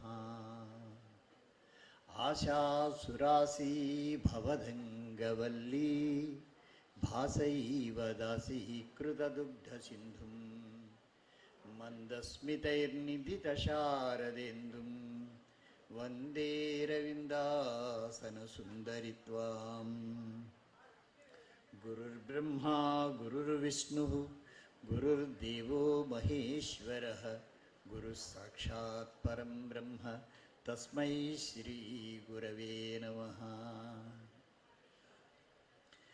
अनन्तपुरी वेद सम्मेलनम् आदौ प्रथमप्रस्तावे विस्मृतः अयमंशः पुनः स्मर्यते. अतः यदर्थं वयं सर्वेपि अत्र समाविष्टाः अयं भवति अनन्तपुरी वेद सम्मेलनस्य शुभावसरः. अतः अस्मिन् शुभावसरे वेदसरस्वती स्वरूपेभ्यः सर्वेभ्यः अपि भवद्भ्यः सविनयप्रणामाः. महाभाष्ये एकः प्रयोगः अस्ति, कृतभोजनोऽपि भोक्तुमिच्छति भक्ष्यविशेषात् इति.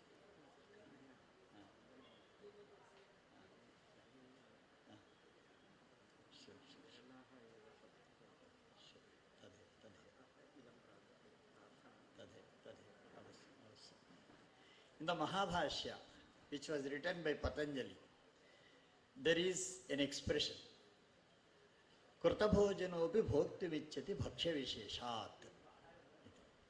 Kritabhojanaha means who has completed his meal. Even after completing his meal, he wants to eat again if the food is tasty. If the items are tasty, he wants to eat once again. So though there is control over not to eat many sweets, still everyone is fond of eating sweet one after one, one after one, one after one. But if it is any normal sweet, it may lead to diabetes. But when it is Veda, it never lead to any kind of disease. The word disease itself is dis-ease. When the expected ease is missing, disease takes place. Similarly, dosha samya marogita, dosha vaisamyam rogaha. It was the main principle in the Ayurveda also. So, now let us have a peep into what is Veda, what is Vedic literature, what are the limitations of Vedic literature. Is it for us? Is it for others? Or is it for only people of past?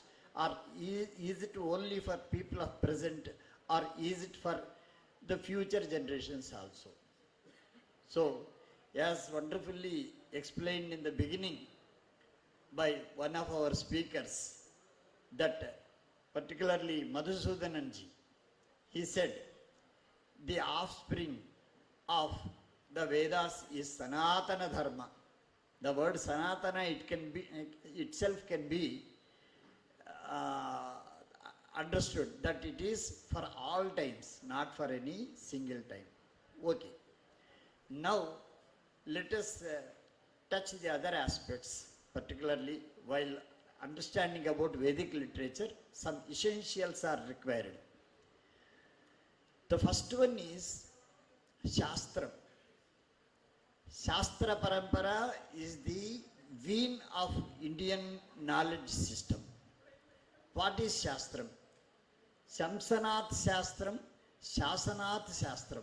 It is defined in two ways. Shasana Shastram is Veda. Shamsana Shastras are mundane sciences which help us in earning our food. So Shasana Shastram, it commands us, if you want to live for 100+ years, you do like this. You should do like this. This was the instruction of the Veda. That is why it is known as Shamsana Shastra. Then, what is the extent of the Veda? It is not confined to the Samhitas, not confined to the Brahmanas, or Aranyakas, or Upanishads, or Shulva Sutras, or Grihya Sutras, or Dharma Sutras, or Anikramanika Sahitya, or Pratishakhya Sahitya, and Shadangas. This is not. Whichever part of our ancient Indian knowledge system, I don't say it was part of literature, I say it is ancient Indian knowledge system. Whichever is a part of ancient Indian knowledge system which accepts Veda as the pramana, that everything is Vedic. May it be Gandharva Veda or Ayurveda or even the Kavyas or any other. Actually, in the Mahabharata, 350 Shastras were mentioned. In the modern times, just in the name of Shastras, we are studying only a very few. What are the requirements of Shastra, essentials of Shastra? So that is means of knowledge, we say, pramanam. So what is pramanam, what is prama? Pramakaranam, pramanam. Pramakaranam means which gives us actual knowledge. Yathartha jnanam. Paper as a paper, book as a book, and human being as a human being. Of course, in the modern times, we are giving more importance to our car, our house, our cell phone, and our possessions, and we are not giving importance to the human beings. So, tatra brahma vartate, anyatra sarvatra prama vartate. Tatra pramanaiva pramadaha asti. Ataha pramadaha. Ataha pramadaha pramattata eva pramadaha. Intoxicated state. It is influencing every one of us. But 3 pramanas are majorly accepted by our ancient Indian tradition, though they say that 8 pramanas are there, 3 are the major pramanas which are to be accepted. One is pratyaksha, whatever can be perceived through our 5 senses, plus manas also. Manaha shashtamindriyam, they say. My sixth sense says, very repeatedly we say. But what is that sixth sense? That is nothing else than our manas. So, in the absence of all the 5 senses, if it is well trained, our manas can perceive everything. But in the absence of the manas, our 5 senses cannot perceive anything. Because though we are sitting here, we want to spend here up to 7 o'clock or 6:30. But when it is after 7, our mind is sent elsewhere for a tour. When mind is sent for a tour, our senses won't help us in perceiving the things. We listen. Shrutvapi nama badhiraha, drushtvaapyanthaha, jado viditvapi. So this is the situation. So shrutvapi nama badhiraha. It doesn't even enter into our ear. Just listening is a physical activity merely. And more than that, it is not there. So shrutvapi nama badhiraha. He is deaf, though he is listening. Drushtvaapyanthaha. He is seeing, but he is blind. No, sir, I haven't seen, I haven't observed. Like that they say. Drushtvaapyanthaha jado viditvapi. Though he knows, he is jada, insentient. Why? Because of the absence of the manas. That's why Yogaja Pratyaksha was mentioned by our ancient seers. Not mere Pratyaksha. Yogaja Pratyaksha is not something extraneous.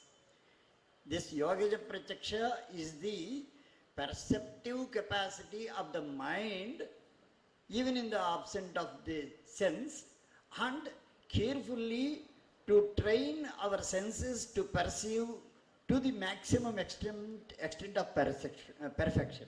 So this is Yogaja Pratyaksha. Yoga means association, union. Union of what?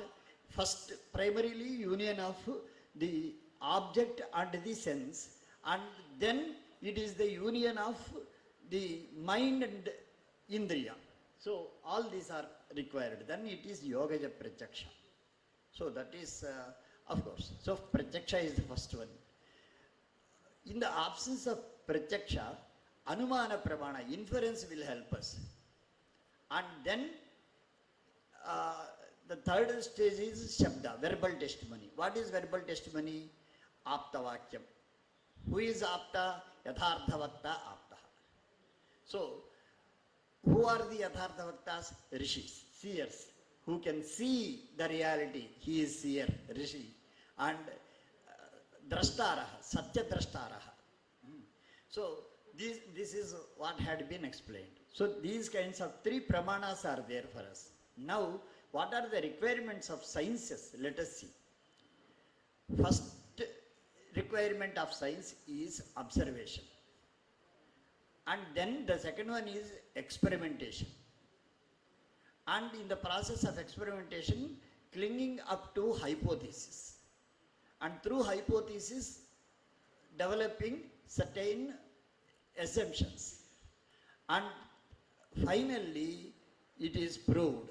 When it is proved, the experience is proved to be a repetitive experience, then we say, we note down it in a book. Then it becomes a principle or a law, till another law rules it over. Another law makes it invalid. Till that time, this is, my experience is fact. So these are the 3 requisites of science. First one, observation, needs pratyaksha. It is equivalent to our pratyaksha. Then the hypothesis is equivalent to our inference. And then verbal testimony, whatever notes is written by Newton or somebody else, that is verbal testimony for them. Similarly, all the Shastras which based on the Vedic knowledge, influenced by Vedas, that is our Shabda. So similarly, so these, whatever was Shastra, the same is science. Shastra and science are same. And here, after that, as I was mentioning in my first attempt, 1131 shakas were there, recension we say.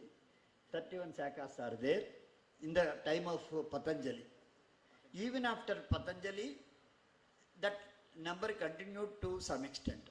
After that, the number has extinct, and now we have not more than 11 shakas, the names of which are available in all the corners of country, and similarly, some of the shakas are being protected by single family or a single person, or so. This is our experience. So even in our this one,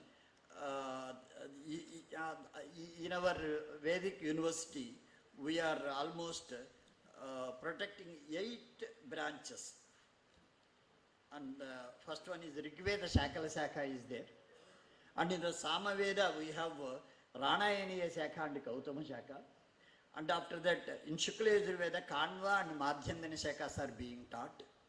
And in Krishna Yajurveda, Taitriya Shaka is being taught. And Atharvaveda, Shaunika Shaka. 8 shakas are being taught in our, exclusively in traditional way. We are giving knowledge to our students. We have nearly 450 students in our campus. So, in every day, dawn to dusk, we have activity in our institution, and ours is, we offer according to the UGC system as well as traditional system, both clubbed without disturbing each. So, in such a way, we have planned. So, in the Vedas, yes, when traditionally it is observed, we follow every principle and we use for ritualistic purpose.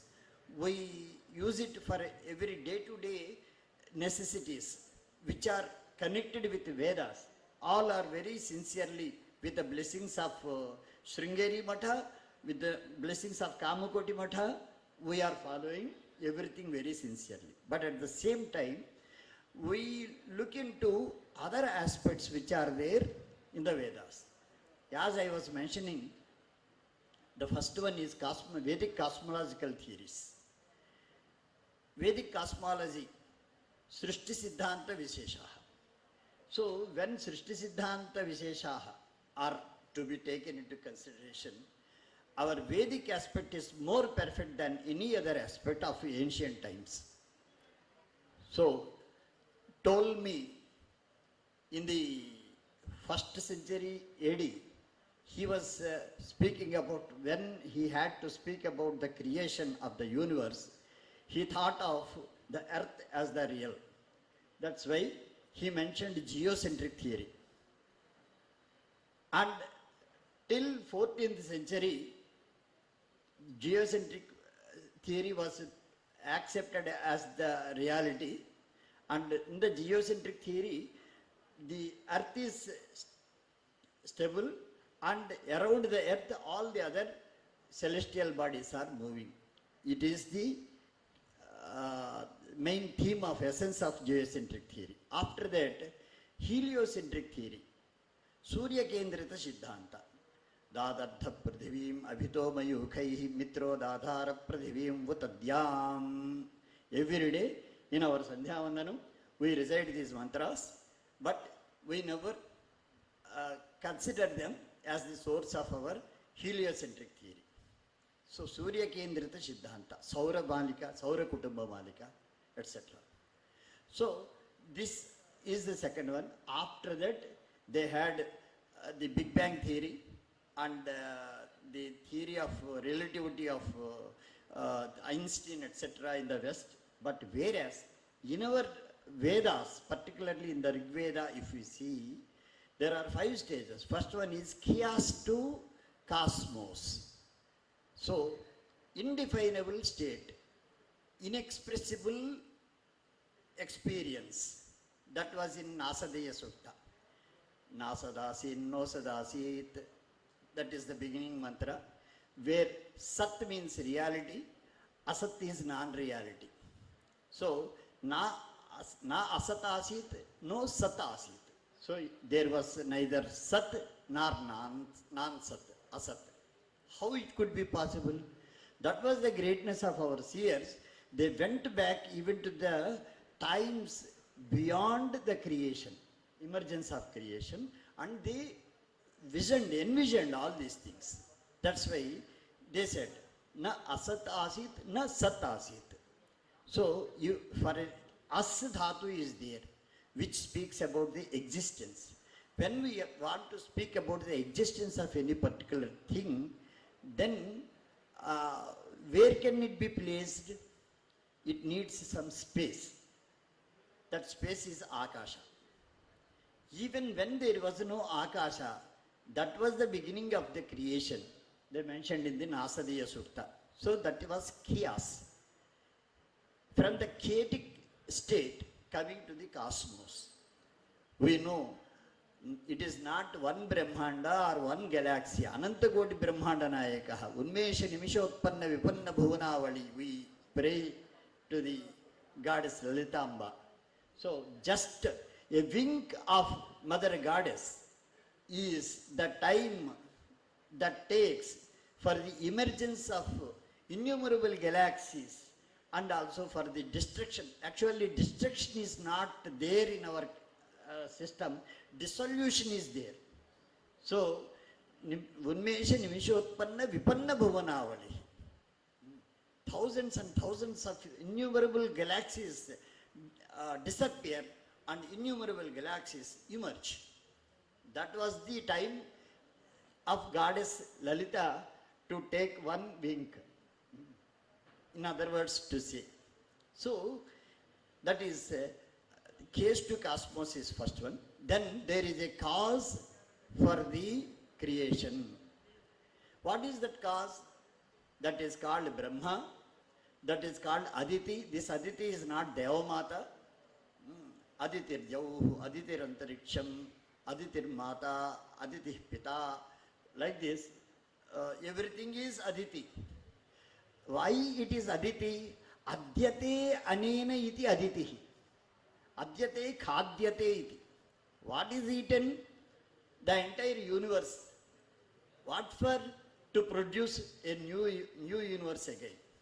So it is a continuous activity and Aditi is the cause for it. Similarly, Brahma, the second one. This Brahma is Brahma Vispotane Vyapane. The verbal root for the Brahma is Brahma Vispotane and Vyapane. Vispotane means explodes and Vyapana means spreads. Anoraniyan Mahato Mahiyan. It is subtler than the subtlest and the larger than the largest. So that was the Brahman. So from this Brahman, the entire universe has come into existence. So again in Vedanta there is a lot of discourse how Brahma is neither cause nor the effect. He himself is the Chaitanya. But in Shakteya they say that the world is Mata, Jagan Mata, and the Shakti, the consciousness is Paramatma, Shiva. So like that there are different thoughts, opinions. Okay. So the second one is cause, Kala Shukta, Skambha Sukta, Uchishta Brahma Sukta, and Aditi Sukta, then Brahma Sukta, that is Hiranyagarbha Sukta. All these are the suktas. There are 250 suktas dealing with the emergence of the world or universe. This is second one. And after that, we have another one. The third stage is prototype creation. Prototype creation means it is the Prakritika Srishti. Prakriti and Vikriti are wonderful terms gifted by Sankhya system to the entire ancient Indian knowledge system. What is Prakriti and what is Vikriti? Prakara or Prakriti are same. Prakara is gold is Prakara or Prakriti. Ornaments are Vikritis. Similarly, wood is Prakriti and different table, chair, etc. are Vikritis. Mrit is Prakriti, Prakriti is the source, Vikriti is its modified form. So, depending on this only, Sankhyans are known as Prakriti Parinamavadins. And in this one, Advaita, it is known as Brahma Parinamavada. Brahma Vivarta. In at one stage, it is known as Brahma Parinamavada also. That's why. So, this Brahma Parinamavada are actually Parinama is modification or evolution. So they don't say that it is the universe is not a new creation. Because of this only Satkaryavada has come into existence. So this was a concept of debate. Still they accepted this Prakriti and Vikriti. So Prakriti Srishti, Prakritika Srishti, that is Purusha Sukta. And after this variety of creation that is mentioned in the Skambha Sukta and also in the this one Uchishta Brahma Sukta. What is Uchishta Brahma? Utsishta Brahma. When the entire universe disappears, what at the end remains, that is Utsishtam. What does remain? Brahma Tattva. Nothing else will remain. That's why it is known as Uchishta Brahma Sukta. So in all this, they have explained in a gradual manner, beginning from chaos to cosmos, and accepting a cause, and then accepting a prototype creation, after that regular creation, and theory of continuity. That is last one. Srishti Ananta Koti Brahmandanam Utpattir Bhavati Tadeva Layaha Vibhavati Tajjalan Tasmad Jayate Tadaniti Tasmil Liyate. So this is Tajjalan. All these are there. So we have to keenly study these for understanding the cosmological theories, Vedic cosmological theories. Then we can wonderfully correlate them with the modern theories also. That is one. After that, next to say, as I was mentioning about this Siddhanta, Avarana is there.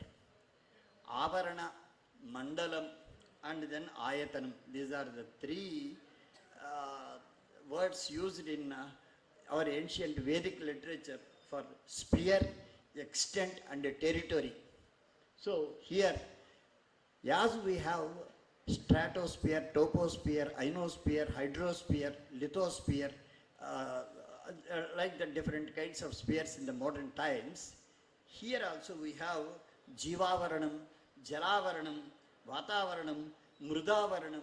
Mrudavarana is lithosphere and Jalavaranam is hydrosphere, and similarly Jivavaranam, biosphere.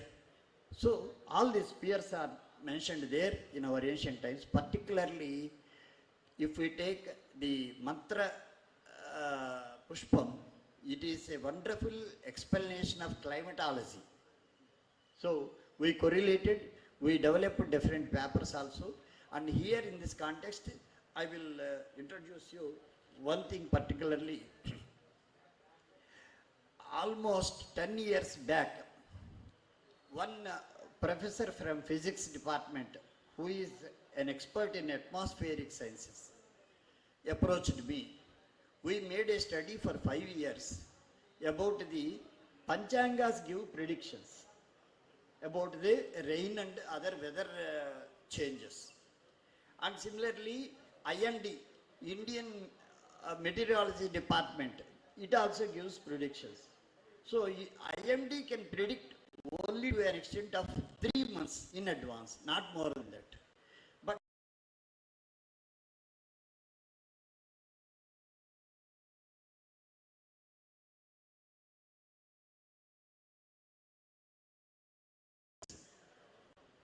we collected Panchangas of different areas, particularly of South Indian Panchangas we collected, and Madhya Pradesh and the region, Panchangas of that region we collected, and Rajasthan and other no rain areas. There also we have collected Panchangams, and Assam and other area Panchangams also were collected, and ephemeris of N.C. Lahiri's ephemeris also were taken into consideration.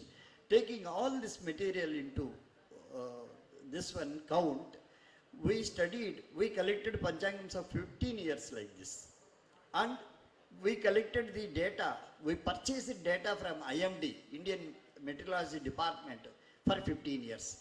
The predictions and actual rainfall data also was purchased from them. So conversion tables also are available regarding the measurements. Droni, what is Droni? Similarly, Adaka, what is Adaka in modern terms? All these conversion tables also were made ready.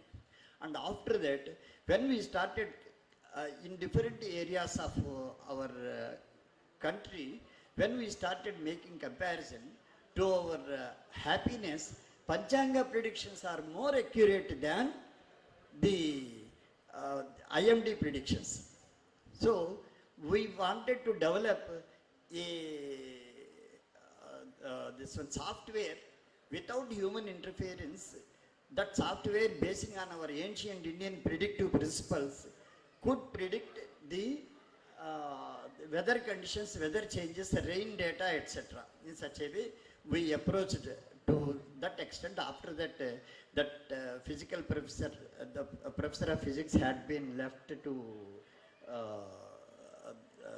this one, California, and this professor is with you all. So this is what had happened. Still, there is a lot of possibility for developing further and further. So particularly Khagola, particularly if we take the word Khagola, Ke Vidyamananam Golanam Adhyanam Khagola Shastram. The concept of Gola is as old as our ancient Vedas, Rig Veda. Even in Rig Veda we have the word Gola. So in the modern times only the globular shapes, etc. were accepted by the modern people. Particularly in the Vedas, when we say arithmetic was used, and after that trigonometry was used, and spherical trigonometry also was used, that is Goliya trigonometry. And after that, Pascal triangles resemblances, particularly in the Chandas Shastra of Pingala. Ma Prama Pratima Upama Samma Gayat Yushni Ganushtu Bruhati Pankti Trishtu Jagati Atijagati Shakvari Atishakvari Ashti Atyashti Dhruti Atidhruti Prakriti Akriti Utkriti Sankruti Abhikriti Vyatkriti. These are the 26 classes of metrical classes. In each, in Ma class, there is a possibility of 2 meters. In Prama, 4 meters. Pratima, 8 meters. Samma, 16 meters. Like that, Gayatri, 64 meters, because it is 6th one is Gayatri. That's why Chaturvinsat Chakshara Gayatri Rutubhihi, they said. What is meant by Rutubhihi? In each foot, there are 6 letters. Rutu means, Ritu is representative of 6. That's why Chaturvinsat Chakshara, 24 letters are there. And in each foot we have 6 syllables, 6 letters only, not syllables. Syllable is a later development in the classical literature, but here we have this one. So that is Tripada Ashtakshara Gayatri. In each foot, if we have 8 letters, we can have Ashtakshara Gayatri, Tripada. And again there are Bhurik Gayatri, Nichrit Gayatri, Swarat Gayatri, Virat Gayatri. There are 256 varieties of Gayatri in the Vedas. So this, and after Gayatri, Ushnik, that is 128. And Anushtup, there are 256 varieties of Anushtup. So in a very consequent, in a very consequent metrical class, the number is doubled. For that sake, we tried to express it in algebra, that is Bejaganitam. Unfortunately, Bejaganitam is used or considered as equivalent of algebra. It is not so. According to Bhaskara, in his Siddhanta Shiromani, in the first prayer shloka itself, he says, this Siddhanta Shiromani, he says that Bejaganitam and Ankaganitam, Ankaganitam or Patiganitam, which can be counted here, we are, individuals can be counted. When it is only Brahman, we cannot count it at all. It is only single. So that is the Bija of the world. So, or Brahma or Maya, whatsoever it may be, it is single, and that single is countless. That is Bija of the countable numbers. That's why it is always X anukunamu. Think it as, consider it as X in the modern times. In the ancient times, Brahma iti sambhavaya, athava Maya iti sambhavaya, athava kimapi anyat, skambha iti sambhavaya. So like this, these were the names given, X, Y, Z, like that. From unknown to known, that is Bejaganitam. From known to unknown, that is Patiganitam or Ankaganitam. This was the concept of our ancient Khagoda Shastra. So Ganitam was well used, particularly in the Kerala. The ancient Indian mathematics is, inheritance of ancient Indian mathematics is well supported, well protected, well developed, well spread only in Kerala, but not anywhere else. So that is there. So we have such mathematical tradition also. Inheritance of mathematics is possible to be seen here. So here also, particularly we have the Bejaganita and other references, and in this manner, in the Vedas, I could, in my serious study of the Vedic literature, I could trace out 32 branches of sciences. The sources of 32 branches of sciences, which are not available to the modern people. Such Siddhantas are there, which are not known to, not available, we shouldn't say not available, which are not known to the modern world. Such Siddhantas were there in our ancient system, which are equal to, parallels to the modern also are there, and which seem to be lower to the modern thoughts, but if we keenly study, they are more than what we can imagine. So such Siddhantas also are there in our ancient systems. Only thing is, Shraddha is required. What is Shraddha? Shraddha is a wonderful word which was explained by Shankara Bhagavad-pada as Shrat and Dha. Not even in Guru, but in one's own self. So if we have faith in our Shrat, Ekagrata, concentration is required. When we can concentrate, when we can quit all the other activities, and when we can pin ourselves to any particular activity, we can have Ekagrata. This is. So let us have Shraddhavan Labhade Jnanam, that has come into existence because of this. So this is only an introduction, and again the unlocked lock is again unlocked. So, actually, Vidvat Sabha iyam Vidvat Parishadiyam atastavat bhavantas sarvepi Vidvat Varenyaha mattaha api adhikam bhavantah vaktum prabhavanti agrima dinatreye tavat ayam Ananthapuri Veda Sammelanam Vijayabhag bhavediti tavat aham ashase evan ritya mahyam imam पुनरेकवारम अवकाशं दत्तवद्भ्यः आत्मीयेभ्यः संस्कृतबन्धुभ्यः भवद्भ्यः सर्वेभ्यः अपि तत्र कार्तज्ञ परम्परां वितीर्य विरमामि विस्तरात् नमस्तेभ्यः.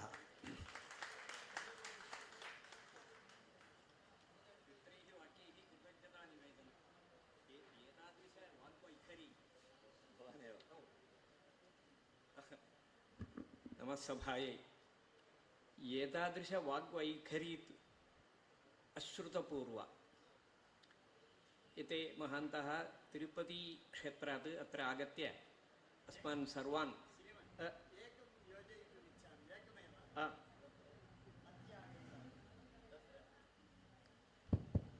In the modern corona affected world, our slogan is stay home, stay safe.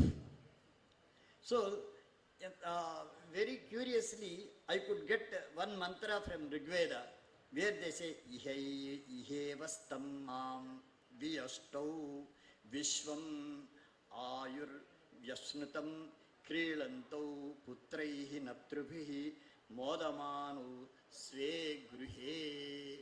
So may you too dwell here in our own house, that is, and be not parted, and enjoy the full span of life, playing with sons, grandsons and great grandsons, rejoicing in our own house.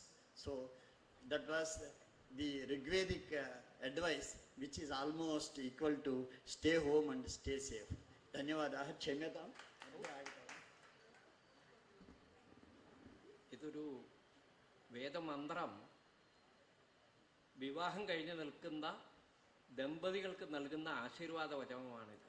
ക്രീഡന്തോ പിതൃഭൈ മോദമാനോ സ്വേ ഗൃഹേ, എല്ലാം ആശീർവദിക്കുകയാണ്. സ്വന്തം ഗൃഹം, സ്വന്തം പാർപ്പിടം, നല്ല ജീവനം, പരാശ്രയം കൂടാതെയുള്ള ജീവനം, അതോടൊപ്പം പേരക്കുട്ടികളോടും അവരുടെ കുട്ടികളോടൊപ്പം ജീവിക്കുവാനുള്ള ഒരു സന്ദർഭം നൽകുന്നതാണ് ഈ വേദമാതാവിൻ്റെ ആ അനുഗ്രഹം തന്ന നമ്മുടെ ശ്രീ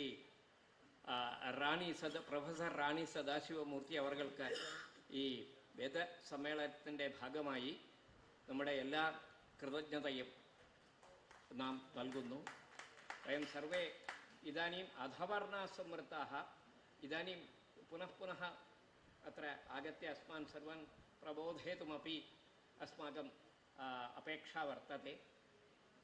ഇനി ഇങ്ങനെ ഒരു പ്രഭാഷണം നൽകിയതിനുള്ള നമ്മുടെ അദ്ദേഹത്തിൻ്റെ കൃതജ്ഞത അറിയിച്ചു കഴിഞ്ഞു.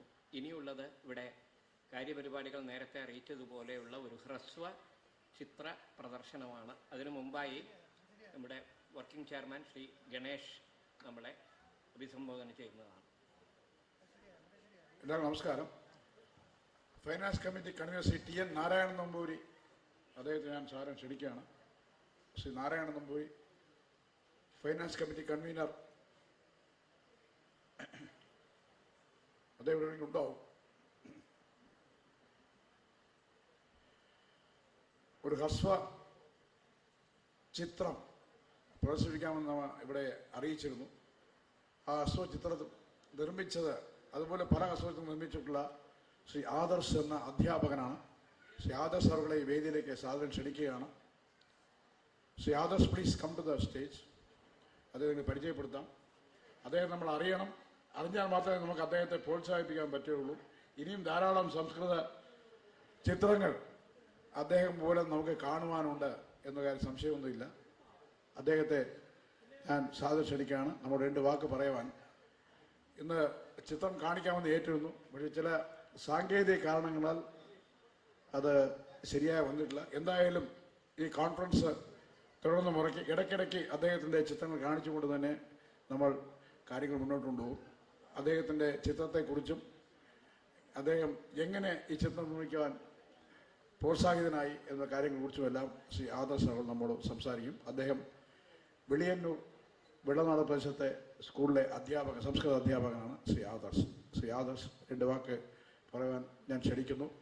അദ്ദേഹത്തിന് പൊന്നാട അണിച്ച് സ്വാഗതം ചെയ്യുവാനായി ക്ഷേത്ര സംരക്ഷണ സമിതി സജീവ പ്രവർത്തകനും എൻ്റെ മുൻനിര പോരാളിയുമായ ശ്രീ ഷാജി വേണുഗോപാൽ സാരം ക്ഷണിച്ചു പോകുന്നു.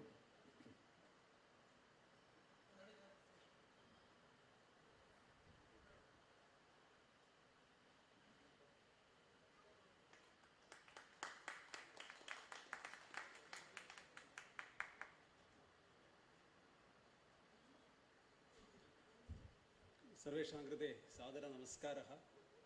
अहम् आदर्शः. अत्र नडुमङ्गाडु उपजिल्लायाः समीपे वेळ्ळनाडु इति नाम देशः अस्ति. तत्र वेळियन्नूरु UP विद्यालये कर्म करोमि. ഇങ്ങനെ ഒരു ചിത്രം എടുക്കാനുള്ള താല്പര്യം എന്തെന്ന് വെച്ചാൽ, നമുക്ക് അധ്യാപകർക്ക് എല്ലാ വർഷവും വിദ്യാഭ്യാസ വകുപ്പ് ഒരു മത്സരം സംഘടിപ്പിക്കാറുണ്ട്. അപ്പോൾ കേരളത്തിൽ ഏൽപ്പിക്കാറുള്ളത് അങ്ങനെ 4-5 വർഷമായിട്ട് ഞാനിങ്ങനെ സംസ്കൃതത്തിലുള്ള ഹ്രസ്വചിത്രങ്ങൾ ചെയ്ത് കൊടുക്കാറുണ്ട്. ആദ്യമായിട്ട് ചെയ്തതെന്ന് പറഞ്ഞാൽ നെപ്പോളിയനെ കുറിച്ചുള്ള അദ്ദേഹത്തിൻ്റെ കുട്ടിക്കാലം. അദ്ദേഹത്തിന് ചെറിയ വിക്കുണ്ടായിരുന്നു. അങ്ങനെ ഭിന്നശേഷിക്കാരനായ കുട്ടിയുടെ കഥ പറഞ്ഞ സുപുത്രഹ എന്നുള്ള ഹ്രസ്വചിത്രം ചെയ്തു. രണ്ടാമതും ലഹരിക്കെതിരായിട്ടുള്ള ഒരു കുട്ടിയുടെ പോരാട്ടം, അതായിരുന്നു ചെയ്തത്. അതിനുശേഷം കൂടിയാട്ടം പഠിക്കാൻ ആഗ്രഹിക്കുന്ന ഒരു കുട്ടിയുടെ കഥ. നാലാമതായിട്ടാണ് നമ്മൾ ശിവോഹം എന്ന് പറയുന്ന ശങ്കരാചാര്യരുടെ ആ ചെറിയൊരു ജീവിതചക്രം, അദ്ദേഹത്തിൻ്റെ ആ കുട്ടിക്കാലം, സന്യാസത്തിലേക്ക് പോകുന്ന ഘട്ടവും സന്യാസിയായി അമ്മയുടെ അടുക്കൽ വരുന്ന സംഭവമൊക്കെ ചേർത്ത് ചെയ്തത്. സ്വന്തം അല്ലെങ്കിൽ എൻ്റേതായ തുക തന്നെ ചിലവഴിച്ച് തന്നെയാണ് ചെയ്യുന്നത്. ആരുടെയും സഹായമോ ഇതൊന്നുമില്ല. അപ്പോൾ ഇത് ചിലയിടത്തൊക്കെ വലിയ സ്കൂളുകളിലൊക്കെ PTA ഒക്കെ സപ്പോർട്ട് ഉണ്ടാകും. പക്ഷെ എന്നെയൊക്കെ സംബന്ധിച്ചിടത്തോളം എൻ്റെ നിന്ന് ലഭിക്കുന്ന ആ തുകയുടെ ഫലം അല്ലെങ്കിൽ അത് വെച്ച് തന്നെയാണ് ഞാനിത് ചെയ്യുന്നത്. ഞാനിപ്പോഴാണ് ഞാൻ നല്ലൊരു മുഖം കണ്ടത്, നമ്മുടെ പോറ്റി സാറിനെ അറിയാം എന്നെ നന്നായിട്ട്. അപ്പോൾ അങ്ങനെ ഇത് മാത്രമല്ല, ഒരുപാട് കാര്യങ്ങൾ, അല്ലെങ്കിൽ എൻ്റെ അടുത്തുള്ള സ്കൂളിൽ ഒരു ടീച്ചർ ശ്രീനാരായണ ഗുരുദേവനും അദ്ദേഹത്തിൻ്റെ കഥയുമായി ബന്ധപ്പെട്ട്, അല്ലെങ്കിൽ ഹൈന്ദവ നവോത്ഥാനങ്ങൾക്ക് ചെറിയ വിള്ളൽ വരുന്ന ഒരു കഥ ചെയ്തു. അന്ന് എൻ്റെ മനസ്സിൽ കിടന്നതാണ്, ഈ നവോത്ഥാനത്തിൻ്റെ പിന്നിൽ ശങ്കരാചാര്യർ എന്താണോ കൊടുത്തത് അത് ചെയ്യണമെന്നുള്ളത്. അത് ഞാൻ കൊടുക്കാനുള്ള ശ്രമം കാഴ്ചവെച്ചു. ഈശ്വരാധീനം പോലെ അതിന് തന്നെ ഫസ്റ്റ് ഇത്തവണ ലഭിക്കുകയുണ്ടായി. ബഹുമാന്യപ്പെട്ട മന്ത്രിയുടെ കയ്യിൽ നിന്ന് അവാർഡ് എനിക്ക് വാങ്ങുവാൻ കഴിഞ്ഞു. മാധ്യമങ്ങളിലൊക്കെ വലിയ വാർത്തയൊക്കെ വന്നു. എന്തായാലും അതിനേക്കാൾ ഉപരി ഏറ്റവും വലിയ വേദിയാണ് ഇവിടെ. തീർച്ചയായിട്ടും ഒരു നിമിത്തം പോലെയാണ് എനിക്ക് തോന്നുന്നത്. ഇവിടേക്ക് ആരോ എന്തോ പറഞ്ഞു വിളിച്ചു, ജില്ലാ സെക്രട്ടറി ആണെന്ന് പറഞ്ഞു, ആരോ എങ്ങനെയാണെന്നൊന്നും എനിക്കറിയത്തില്ല. അപ്പോൾ എന്തായാലും ഈ നിമിത്തത്തെ വലിയ മനോഹരമായി കരുതുന്നു. അതിലുപരി എനിക്കൊരു ഭാഗ്യം സിദ്ധിച്ചു. ഞാൻ ഇവിടെ വന്നപ്പോൾ നമ്മുടെ ദീക്ഷിത്തിനെ കണ്ടു, ഉണ്ണികൃഷ്ണ മാഷിൻ്റെ മകനെ. അവനെ കണ്ട് ഞാൻ അവൻ്റെ രോദനം നമ്മൾ കേരളം മുഴുവൻ കണ്ടതാണ്. അപ്പോൾ അവനെ നേരത്തെ മുരളിച്ചേട്ടൻ നന്നായിട്ട് പ്രകൃതിയുടെ വസ്തുതയെ കുറിച്ച് പറഞ്ഞു. ഞാൻ വിചാരിച്ച് ഇക്കാര്യവും കൂടെ ഓർമ്മയിൽ വരും, എങ്ങനെയാണ് ആ മരത്തെ സ്നേഹിച്ച കുട്ടിയുടെ വിങ്ങല്. അപ്പോൾ ആ പ്രകൃതിയോട് ചേർന്ന് നിൽക്കുന്ന ചിന്താഗതി അവനിലുണ്ട്. അപ്പോൾ നമ്മുടെ മനസ്സിൽ ഒരു ഹ്രസ്വചിത്രം തെളിഞ്ഞു വരികയാണ്. അപ്പോൾ അവനെ വെച്ചുകൊണ്ട് ഒന്ന് ചെയ്താലോ, അല്ലെങ്കിൽ അതിലേക്ക് പോയാലോ. അപ്പോൾ ഇങ്ങനെ ചിന്തകളൊക്കെ വരുന്നുണ്ട്. എന്തായാലും ഇങ്ങനെ ഒരു സഭയിൽ കിട്ടിയ അംഗീകാരവും അല്ലെങ്കിൽ ഇടപെടാനുള്ള സമയം തന്നതിലും എല്ലാവരോടും നന്ദിയും കൃതാർത്ഥതയും അറിയിക്കുന്നു. വന്ദേ മാതരം. Thank you Adarsh. അദ്ദേഹത്തെ നമ്മളെല്ലാം കൂടി ചേർന്ന് പ്രോത്സാഹിപ്പിക്കണം. കൂടുതൽ ചിത്രങ്ങൾ അദ്ദേഹം നമുക്ക് നൽകുവാനേ അദ്ദേഹത്തിന് പ്രചോദനം നൽകണം. അദ്ദേഹത്തെ സാമ്പത്തികമായി തീർച്ചയായിട്ടും നമ്മളെല്ലാം കൂടി സഹായിക്കാം. നമ്മുടെ വേദത്തെക്കുറിച്ചും അദ്ദേഹം കൂടുതൽ ചിത്രങ്ങൾ നിർമ്മിക്കട്ടെ എന്ന് ഞാൻ അനന്തപത്മനാഭസ്വാമിയോട് പ്രാർത്ഥിക്കുന്നു. അദ്ദേഹത്തിന് എല്ലാവിധ ഭാവങ്ങളും നേരുന്നു. ഇവിടെ എത്തിയിട്ടുള്ള എല്ലാവരും ഭക്ഷണം കഴിച്ചതിന് ശേഷം മാത്രമേ ഇന്ന് വിടവാങ്ങാവൂ. നാളെ രാവിലെ 6:30 അതിൽ പങ്കെടുക്കാനാകുന്ന കുട്ടികളെ പങ്കെടുപ്പിക്കണം. നാഗരിക രക്ഷകർത്താക്കളും കൃത്യസമയത്തിന് എത്തിച്ചേരണമെന്ന് ആഗ്രഹിക്കുന്നു. 9:30 മണിക്കാണ് വേദസമ്മേളനം ആരംഭിക്കുന്നത്. 9 മണിക്കാണ് വേദസമ്മേളനം 9 മണിക്ക് ആരംഭിക്കും. രാവിലെ 7:30 മണി മുതൽ രജിസ്ട്രേഷൻ ആരംഭിക്കും. അതോടൊപ്പം 6:30 തന്നെ ശ്രീ പത്മനാഭസ്വാമി ക്ഷേത്രത്തിൽ വേദപാരായണം ഉണ്ടായിരിക്കും. ചതുർവേദങ്ങളും പാരായണം ചെയ്യപ്പെടും എന്നുള്ള കാര്യം കൂടി അറിയിക്കട്ടെ. അത് ശ്രദ്ധിക്കാൻ താല്പര്യമുള്ളവർക്ക് ശ്രീ അനന്തപത്മനാഭസ്വാമി ക്ഷേത്രത്തിൽ ആ വഴിയിൽ എത്തിച്ചേരുന്നത് ഉപകാരമായിരിക്കും എന്ന് പറഞ്ഞുകൊണ്ട് ഇന്നിവിടെ എത്തിച്ചേർന്ന എല്ലാവർക്കും ഒരിക്കൽ കൂടി നന്ദി പ്രകാശിപ്പിച്ചുകൊണ്ട് നിങ്ങളെല്ലാവരും ഞങ്ങൾ നൽകുന്ന ഭക്ഷണം സ്വീകരിച്ച് ഞങ്ങളെ ബഹുമാനിക്കണം എന്നുകൂടി അഭ്യർത്ഥിച്ചുകൊണ്ട് നമുക്ക് ഇന്നത്തെ ഈ രാത്രിയിലെ പരിപാടി ഇവിടെ അവസാനിക്കുകയാണ്. നന്ദി, നമസ്കാരം. രജിസ്ട്രേഷന്റെ കാര്യം പലരും ചോദിച്ചു. 300 രൂപയുടെയും 1500 രൂപയുടെയും രജിസ്ട്രേഷൻ നാളെ കാലത്ത് 6:30 മണി മുതൽ തന്നെ നിങ്ങൾക്കിവിടെ രജിസ്ട്രേഷൻ കൗണ്ടർ പ്രവർത്തിക്കുന്നുണ്ടാവും. അതുകൊണ്ട് നിങ്ങൾക്ക് രജിസ്റ്റർ ചെയ്യാം. എല്ലാവരും രാത്രി ഭക്ഷണം കഴിച്ചിട്ട് വേണം പോകാൻ. കാലത്ത് 6:30 മണിക്ക് യജുർവേദ സന്ധ്യാവന്ദന ആണ് നാളെ കാലത്ത്. മറ്റ് വേദ സന്ധ്യാവന്ദനങ്ങൾ പിന്നീടുണ്ടാവും. ഈ 3 ദിവസവും കാലത്ത് 6:30 മണി മുതൽ 8:30 മണി വരെ 2 മണിക്കൂർ സന്ധ്യാവന്ദന പാഠനം ഉണ്ടായിരിക്കുന്നതാണ്. അതുകൊണ്ട് അതിൽ താല്പര്യമുള്ളവർക്ക് എല്ലാവർക്കും ആ സമയത്ത് ഇവിടെ എത്തിച്ചേരാം.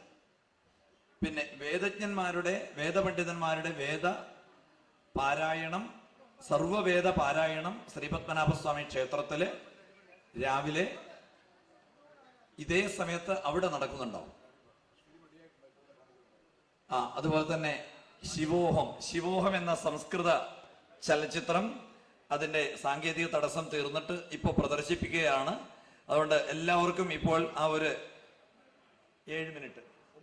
9 മിനിറ്റ് ദൈർഘ്യമുള്ള ആ ആദർശിന്റെ ശിവോഹം എന്ന സംസ്കൃത ചലച്ചിത്രം കാണാവുന്നതാണ്. നമസ്കാരം.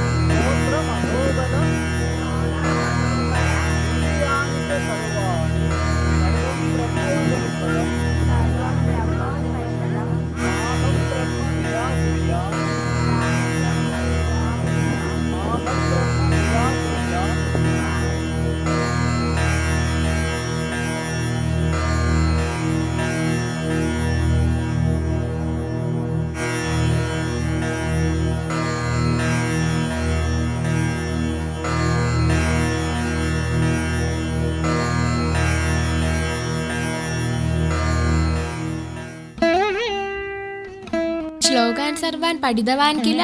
ആം.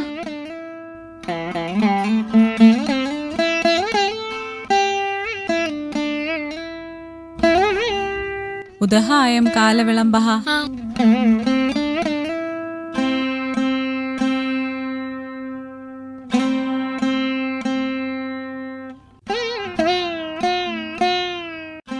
പുത്ര ശ്രദ്ധാം കുരു.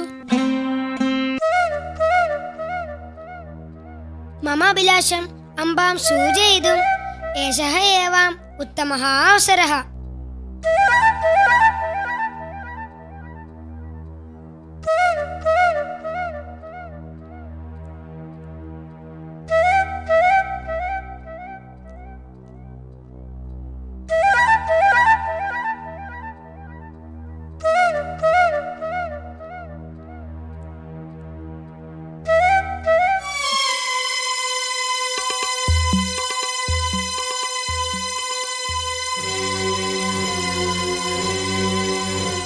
അംബാ അംബാ മമ പാദേ കിഞ്ചിത് ഗ്രഹീതം.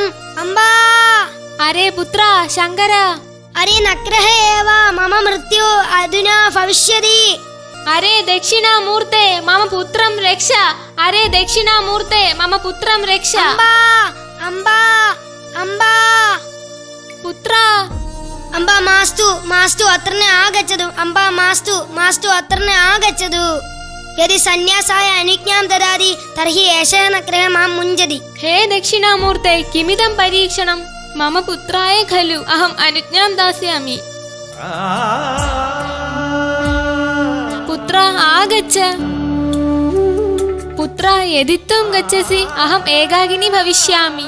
मम मृत्युकाले उदकक्रियां कः निर्वहति? मातृत्यागे मम दुःखः नास्ति इति किं मनः सिद्धति।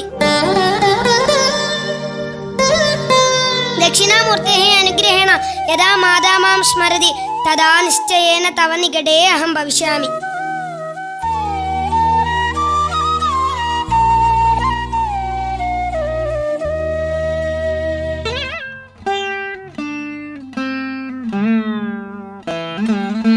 पुत्र माम् एकाकिनीं कृत्वा मा गच्छ।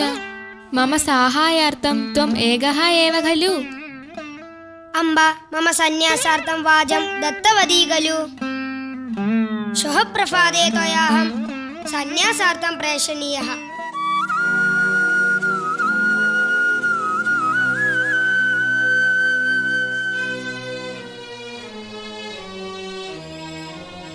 नाहं रोदनं करिष्यामि। श्वः अहं सन्तोषेण पुत्रं प्रेषयिष्यामि।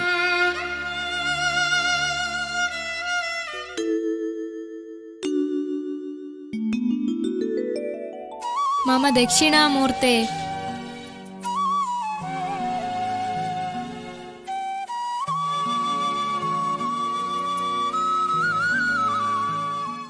पुत्र अवधानेन गच्छ। दक्षिणामूर्तिः त्वां पालयति। सत्यान्वेषणाय इयं यात्रा सफलतां प्राप्नुयात्।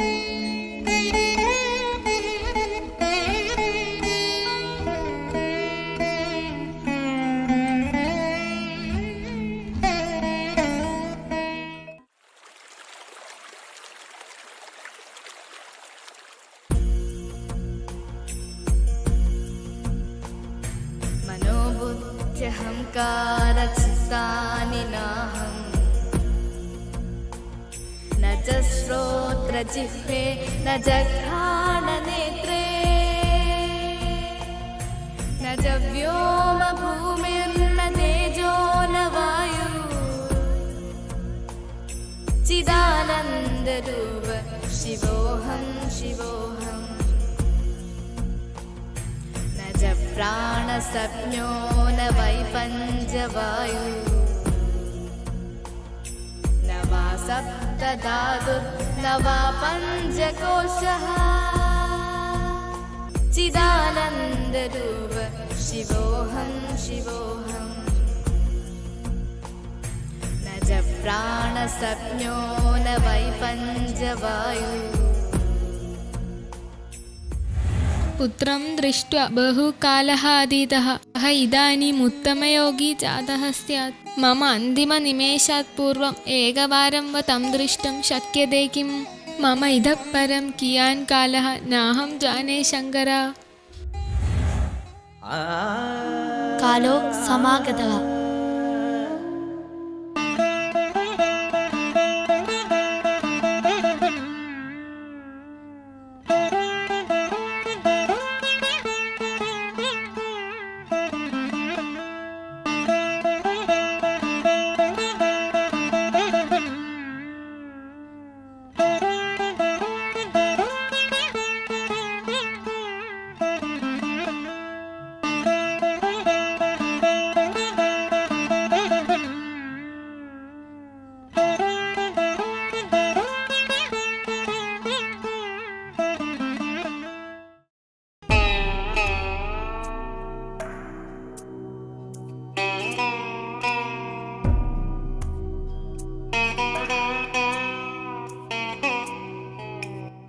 अम्बा अहम् आगतः। मातुः शङ्करः। पुत्रा शङ्कर धन्याः।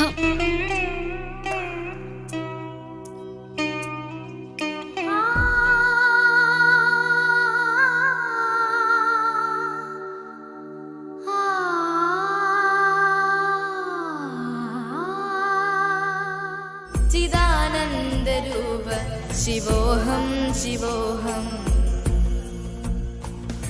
चिदानन्दरूप शिवो